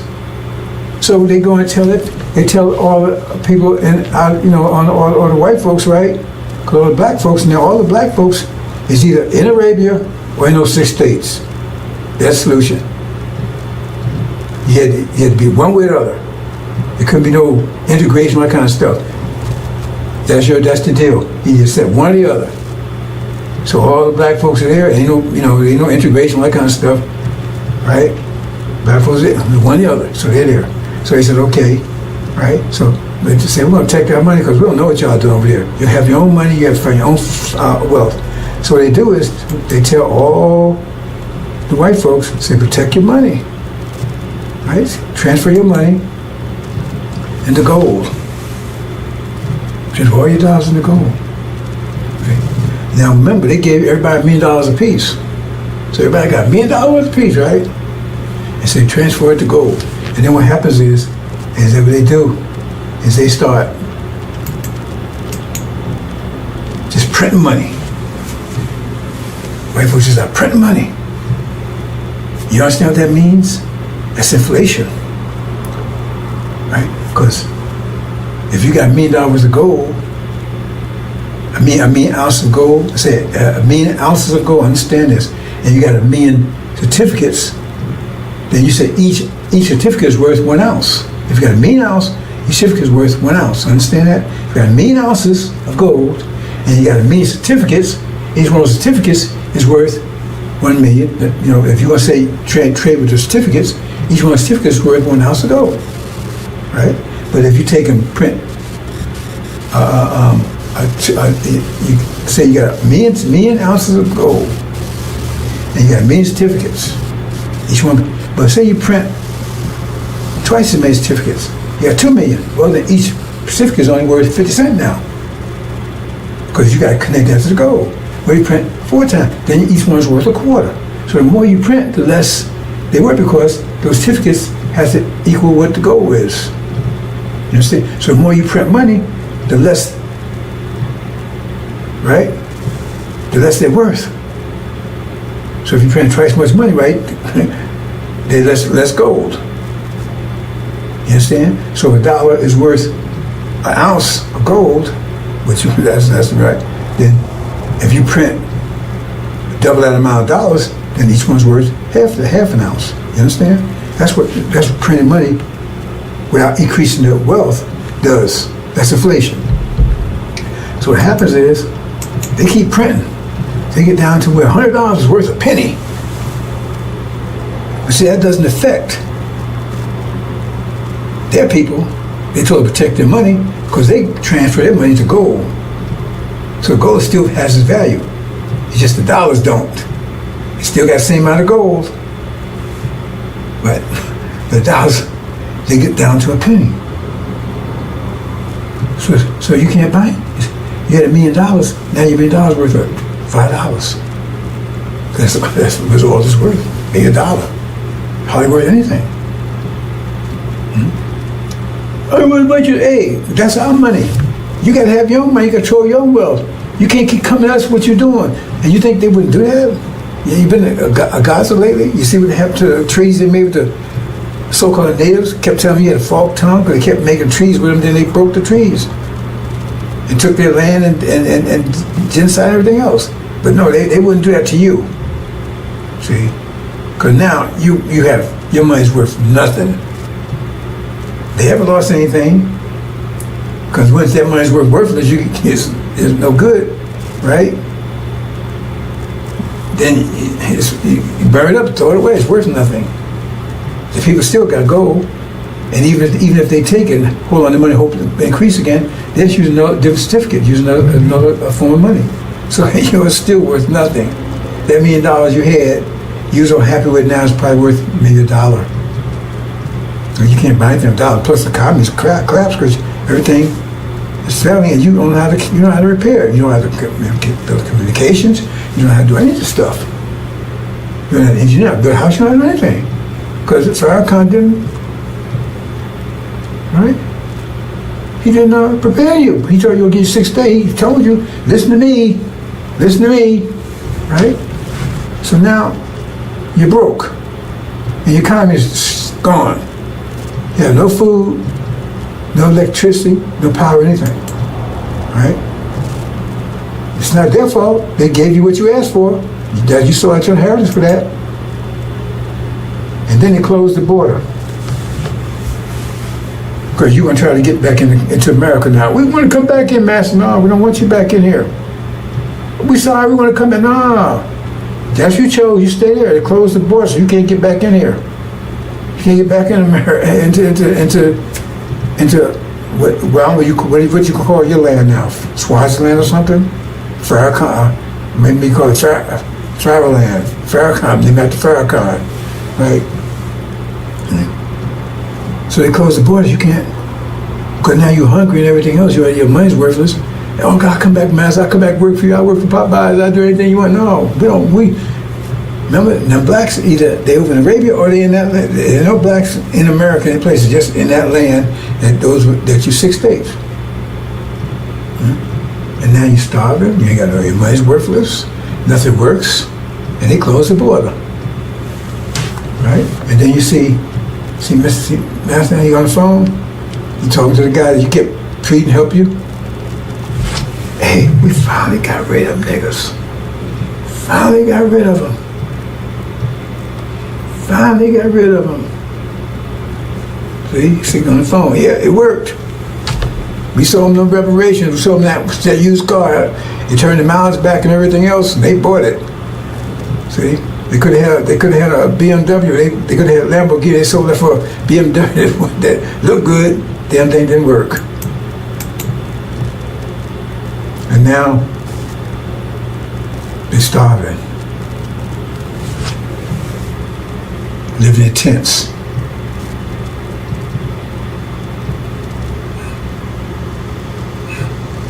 Praying.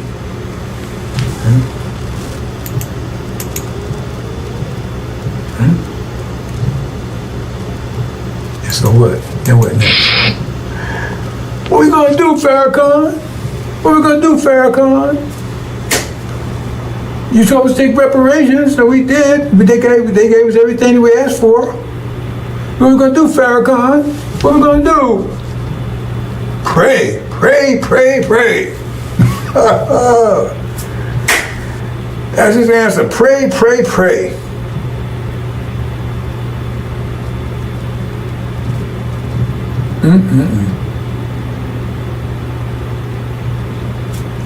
That's your reparations. Like Elijah Muhammad said, he had a big picture. We leaving, and blacks staying on the shore, the ones stay behind, and they was whooping their ass. Right? Because they thought you think they want to give you some land and take care of you? You think they want to do that? And go bankrupt, give everybody $1 million? How much that is? If it's 17 million, if it's 17 million times 17 million times a million is like $17 trillion, I think, something like that there. Then they're going to do all that for you. They want to get rid of you. So now they have succeeded. Because they closed the border. And what you going to do? You want to fight to come out? They closed the border. They got the military around there. They finally got rid of you. No more black problem, no more Negro problem anymore. One group's out of here, another group that's here. They're gone, and our hands are clean. We gave them what they wanted. Well, anything. Okay. God honors contracts. Remember, he honored the contract with Jacob.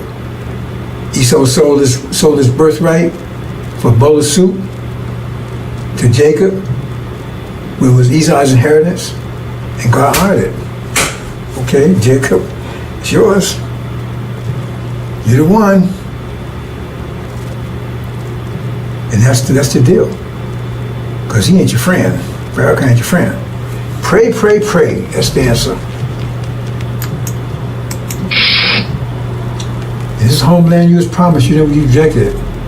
So now you got what you asked for. So if they gave you reparations today or tomorrow, how would that scenario not play out like that? Well, they say, okay, you got it. Tell me how the scenario wouldn't play out like that. And tell me why they wouldn't do it. They love you so much, they're going to say, okay, we're going to take care of them. I mean, why should they go out there and take care of you when you was right here? You was working at Popeyes and living in the get-up on Section 8, all that stuff right here where they... Because they're trying to get rid of stuff right now. Trump's trying to get rid of all that stuff right now. Because they're closing on you don't realize it. Anyway, that's just, that's what's happening over in America. Wow. Boys come here. Disaster over there. And, I just got a call. Oh, wait, hold it. Really? You serious?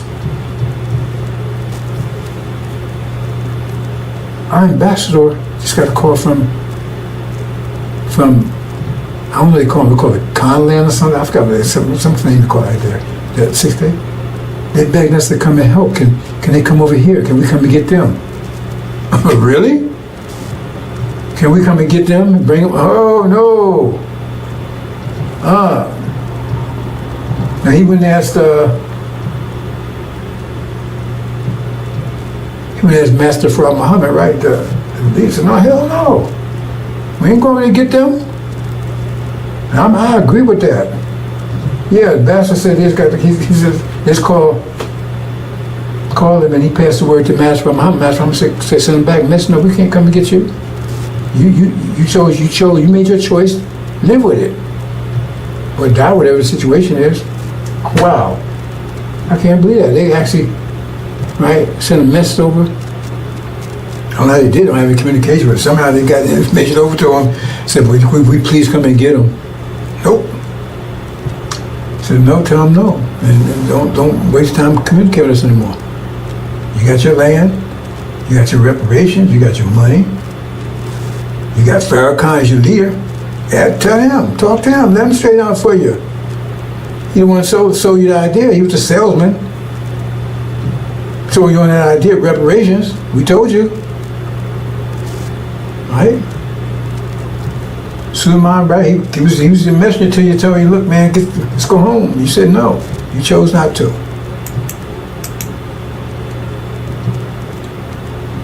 Okay, bro, since that's a sad story. But I guess that's it. Is that it? Well, they might get more reports on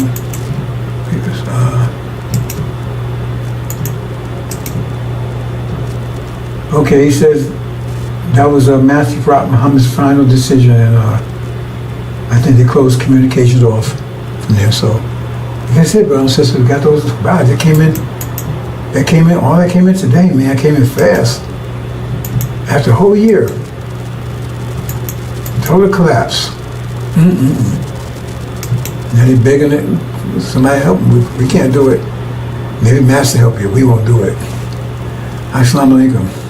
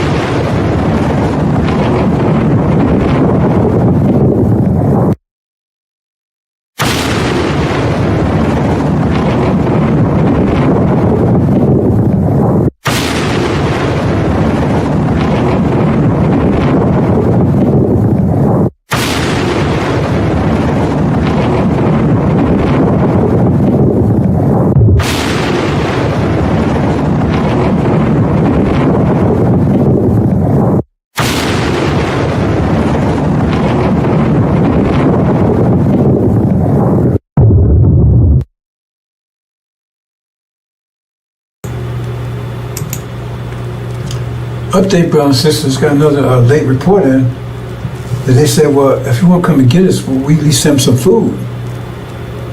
They begged, said, please send them some food. Master Muhammad said, we not send them a damn thing, nothing, zero. He said, please just send some food. No, I just got that in. He says, if we can't come and get us, please send some food. He says, no. He refused. That's the report. I just got the information from the ambassador. He said, they sent that, and he's read to me. He says, no. He said, please, just please send us some food. He said, no, no way. You made your choice, case closed. Okay, just got that in, brothers and sisters. Assalamu alaikum.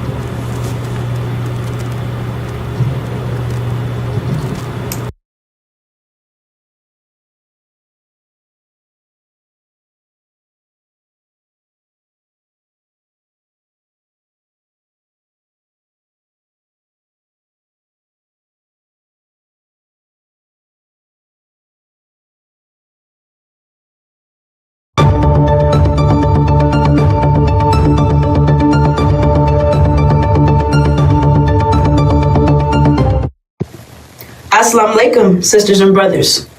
Welcome to the Indra News, where we keep the original nation updated. My name is Nicolette Hodge. Sisters and brothers, the war in the Middle East is at a pause. However, it will resume at any moment, sisters and brothers. Any moment. The war in the Middle East is about us and our vision, the Abrahamic covenant. The original black man and woman who endured 400 years of enslavement and affliction in this strange land are the true seed of Abraham. And we are the rightful owners of the Abrahamic covenant, sisters and brothers. So let's start with the Abrahamic covenant. In the same day, the Lord made a covenant with Abram, saying, unto thy seed have I given this land, from the river of Egypt unto the great river, the river Euphrates. All right, sisters and brothers, we are given the land between the river of Egypt and the river Euphrates. So that means that we're leaving America, sisters and brothers. Our land is Arabia. Arabia is the land between the river of Egypt and the river Euphrates. The Abrahamic covenant is our true vision. And this war is about preventing the original nation from realizing our true vision. Because once we get our vision as a whole, sisters and brothers, we will unite under the Abrahamic covenant and leave America. And these devils refuse to let us go. America is holding us here in the land of our imprisonment against our will. The Sunni Arabs, they're sitting on our land pretending that it's theirs. False Israel is in the Middle East, in the Holy Land, pretending to be the original black man and woman right here in America. They have stolen our identity. They claim they are the seed of Abraham, when in reality, they are the seed of the devil. And they themselves admit that they was never in bondage to any man. So, false Israel does not fit the description of what Abraham's seed endured. These so-called black leaders, pastors, preachers, ministers, Louis Farrakhan, they will not speak the Abrahamic covenant. Louis Farrakhan says that we ain't going nowhere. Understand that a covenant from God, sisters and brothers, is more than a promise. It is the inviolable, sure word of God. And Louis Farrakhan is calling God a liar. So all of our enemies are against the rise of the original black man and woman in America. And every nation has had a hand in our enslavement and affliction. And all of our enemies are working together to keep us confused, disunited, and visionless, sisters and brothers, while they benefit from our 400-year sacrifice. So, the outcome of this war in the Middle East will change everything, sisters and brothers. Nothing will be the same. Understand that a new reality is about to come in. A new reality is coming in, sisters and brothers. A reality that puts us on top and in control, and our enemies on the bottom and under our control. So all of our enemies are resisting and trying to prevent this new reality from coming in by any means necessary, because they know that our rise is their destruction, sisters and brothers. So the Angel News is here to inform you of the war in the Middle East by using the unsealed scriptures to identify the participants of this war and the outcome of this war. We will also identify how the outcome of this war will affect the original black man and woman in America and how the original nation is to respond. So with that, sisters and brothers, Brother Amir will take us further into our newscast by identifying the participants of the war in heaven, which heaven is the Middle East, sisters and brothers. Thank you, sister. Assalamu alaikum. Brothers and sisters, it's your brother Amir Yusuf here to present to you the war in heaven. And that war in heaven is taking place in the Middle East. So, brothers and sisters, let's dive into the scripture and take a look at what is revealed. Revelations chapter 12, verse 7. Verse 7. And occurred war in the heaven, the Michael and the angels of him, of the to war with the dragon. And the dragon warred, and the angels of it. Now, brothers and sisters, Revelations chapter 12, verse 7 reveals that a war in heaven would take place. Now, to identify who Michael and his angels are. Michael is Master Farad Muhammad, brothers and sisters. His angels are Iran and Syria. That gives you a description of who Michael and his angels are. Now, to identify who Michael and his angels are going to war with. The dragon is identified as the house of Sod. The angels of the dragon are Britain, America, and false Israel.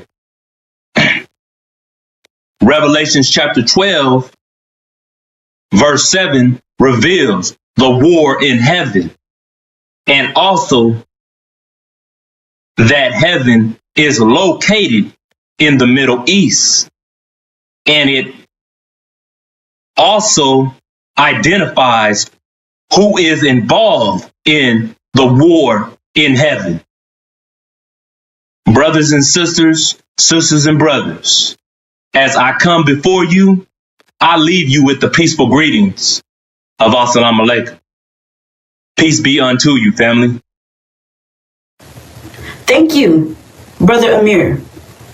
Brother David will take us further into our newscast by identifying the outcome of the war, informing you on who will win the war and who will lose the war. Assalamu alaikum. We are at that time, brothers and sisters.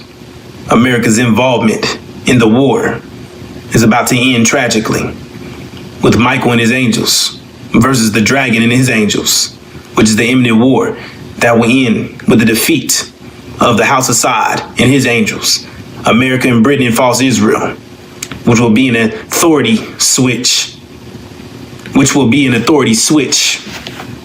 in the Middle East, with Iran and Syria taking over and gaining power over the Middle East with the aid of the God, Master Farad Muhammad. It shares here in Revelations chapter 12, verse 8 and 9. And not it proved strong, not but place was found of them yet in the heaven, and was thrown the dragon the great, the serpent, the archaic, the being called devil, and the Satan, the making to air, the being inhabited whole. He was thrown into the earth, and the angels of him with him were thrown. There you have it, brothers and sisters.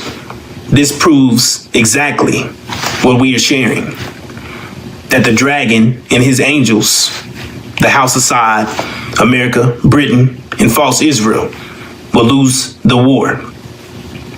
And when this happens, this is going to change reality as you know it forever.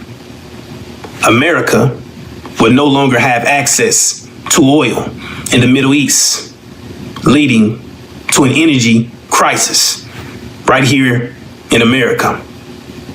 Now, brothers and sisters, this is something that's unprecedented, that has never happened here before. America will experience a famine. No food, no water, no oil, no gas. America is in oil. It needs oil to thrive. There would be no oil. So it'd be a total economic collapse, severe social unrest leading to insurrection, people freezing to death, having no energy for heating in the dead of winter. Can you imagine? And the list goes on, and it gets worse and worse. And on top of that, when all this is taking place, don't forget that America and Britain were kicked out of the Middle East, which isolated false Israel. So false Israel no longer has the support, aid, and help of the devils. And at this very point, Satan, which is false Israel, is set up for destruction. It says here in Luke chapter 21, verse 20, when you see Jerusalem being surrounded by armies, you would know that its desolation is near. Desolation, brothers and sisters, meaning its destruction, not redemption, meaning that false Israel is set up for destruction, which this current reality is set up around. That false Israel is God's chosen people. So if this happens, this is an abomination that's not supposed to happen. Because it says when God places them in their land, they are not to be uprooted or removed. Which means that they were not the true seed of Abraham. And they were Satan, the ones masquerading as an angel of light, stealing our identity. This is going to shatter this whole reality, the American dream. And it's going to send shock waves through the earth, rocking the planet. And our people will finally know that they are the true seed of Abraham, which these devils and Satan and their demon, their black-faced demon children have been trying to prevent us from finding out. Because that comes with their judgment, which they've been trying to escape. But no one escapes judgment. Assalamu alaikum. Thank you, Brother David. Brother Malik will take us further into our newscast by identifying how the outcome of this war will affect the original black man and woman right here in America and how we are to respond.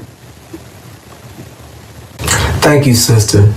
Assalamu alaikum, sisters and brothers. The abomination of desolation, the war in the Middle East that the world is witnessing right now that began on October 7, 2023 with the uprising of Hamas against false Israel's abominable cruel destruction of the Palestinian people, and the war that it has escalated into with the war of Iran and false Israel, the war that is at a pause right now and that will restart any day now. Sisters and brothers, America is going to attack all blacks. The plan is already set and being activated right in your face. The DOD, the Department of Defense 5240.01 that was implemented on September 27, 2024 is a directive, not a law, a directive, a direct order given to the DOD to have the authority to use the U.S. military inside the U.S. on U.S. soil against U.S. citizens.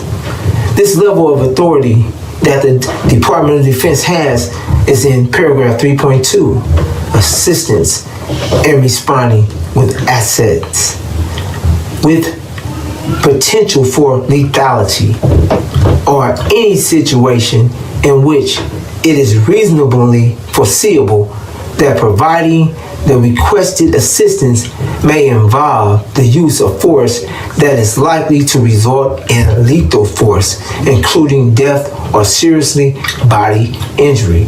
It also includes all support to civilian law enforcement officials in situations where a confrontation between civilian law, that's regular police enforcement, and civilian individuals or groups is reasonably anticipated. Such use of force must be in accordance with DOD 5210.56. Sisters and brothers, this is stating that the DOD has the authority to use lethal force that will kill or kill. Sisters and brothers, President Trump is preparing to use this DOD directive against you. Trump is stating that he is sending the military into the ghettos or black neighborhoods or communities in the cities of America. Chicago, D.C., and Tennessee are just a few you've heard. Sisters and brothers, Trump is saying we are the problem. We are the reason for crime and murder in the cities of America. Sisters and brothers, America has a trap set for us to kill all blacks because they know that we are the original black man and woman and the true seed of Abraham. Before we as a people come to that understanding America is going to attack us all, sisters and brothers. This attack is going to take place before false Israel is destroyed. False Israel has stolen our identity, and they're going to be destroyed first. Scripture state, Luke 21:20 and 21. But when you see Jerusalem surrounded by armies, you will know that her desolation is near. Then let those who are in Judea flee to the mountain. Let those that are in the city get out, and let those in the country stay out the city.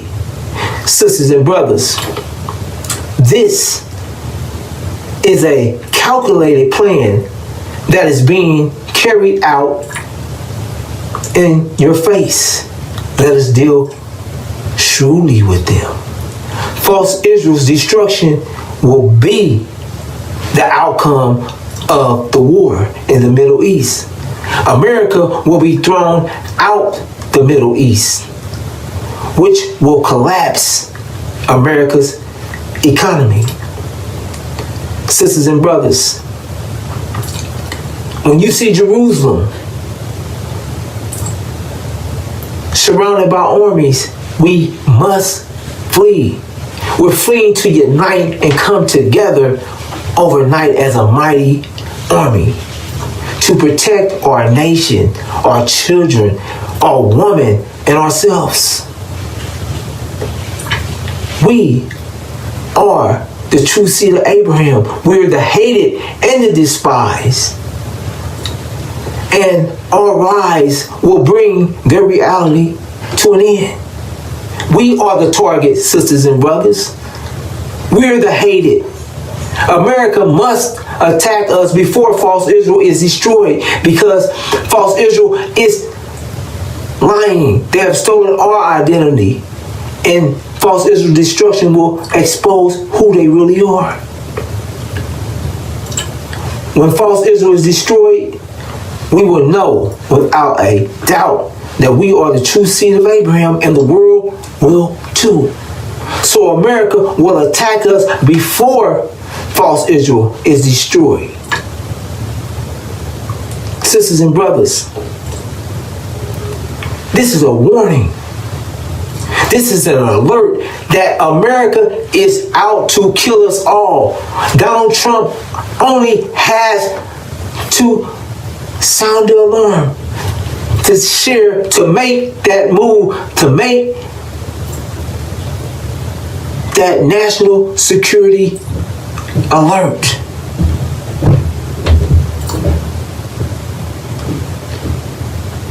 To have the U.S. military kill us all.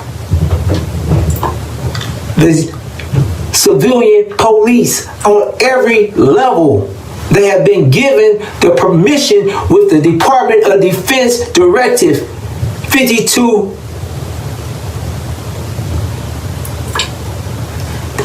with the Department of Defense Directive to use lethal force. Lethal force causing death or seriously bodily harm on every level of policing. With that, sisters and brothers, I'm gonna leave you as I came in the greeting words of peace. Assalamu alaikum. Thank you, Brother Malik. Sister Fatima will take us further into our newscast by identifying the messenger of the covenant and the one who is blocking our vision, while also making you aware of the safety measures that we must take when fleeing, sisters and brothers. Assalamu alaikum, sisters and brothers. I am Fatima Hajj. I'm going to start off with the book of Malachi, chapter 3, verse 1. This chapter in the Bible identifies the Lord who is going to come and give the original nation a message about the covenant that was made to them for their 400-year sacrifice and submission to devils here in America. A covenant from God is a involatile, sure word of God, guaranteed, meaning the covenant cannot be changed. It is set in stone. The original nation will be removed from America, which is also held back to the greatest part of the planet Earth, Arabia, which is their heaven. This covenant is identified in the book of Genesis, chapter 13, verse 18. It reads, "In the same day the Lord made a covenant with Abram, saying, Unto thy seed have I given this land, from the river of Egypt unto the great river, the river Euphrates." This is identifying the location of the land that is promised to the original nation, and that land is Arabia, the best part of the planet. The book of Malachi describes the Lord as the messenger of the covenant, because he's here to give the original nation the message they have been blinded from for 400 plus years. The scriptures read, "Behold, I will send my messenger, and he shall prepare the way before me, and the Lord whom ye seek shall suddenly come to his temple, even the messenger of the covenant, whom ye delight in. Behold, he shall come, saith the Lord of hosts." Sisters and brothers, it says the Lord will come after the messenger, and the messenger is the Honorable Elijah Muhammad. The Lord would be identified as the messenger of the covenant, because that's the message he's coming with. It's a man that's described as a robber of God that claims to be the Lord or Messiah, but he doesn't meet the description. Now, sisters and brothers, the book of Malachi described a man who would rob God. Chapter 3, verse 8, it reads, "Will a man rob God?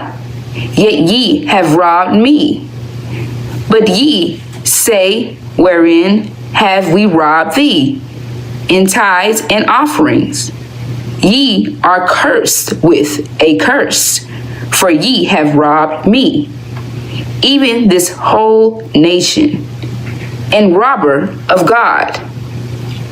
This man is identified as the chief demon, one of massive seeds that was produced from the rape of the original woman. They are camouflaged in with the original nation, made to confuse and deceive the original nation. The main character is Farrakhan. He's the so-called leader of the Nation of Islam.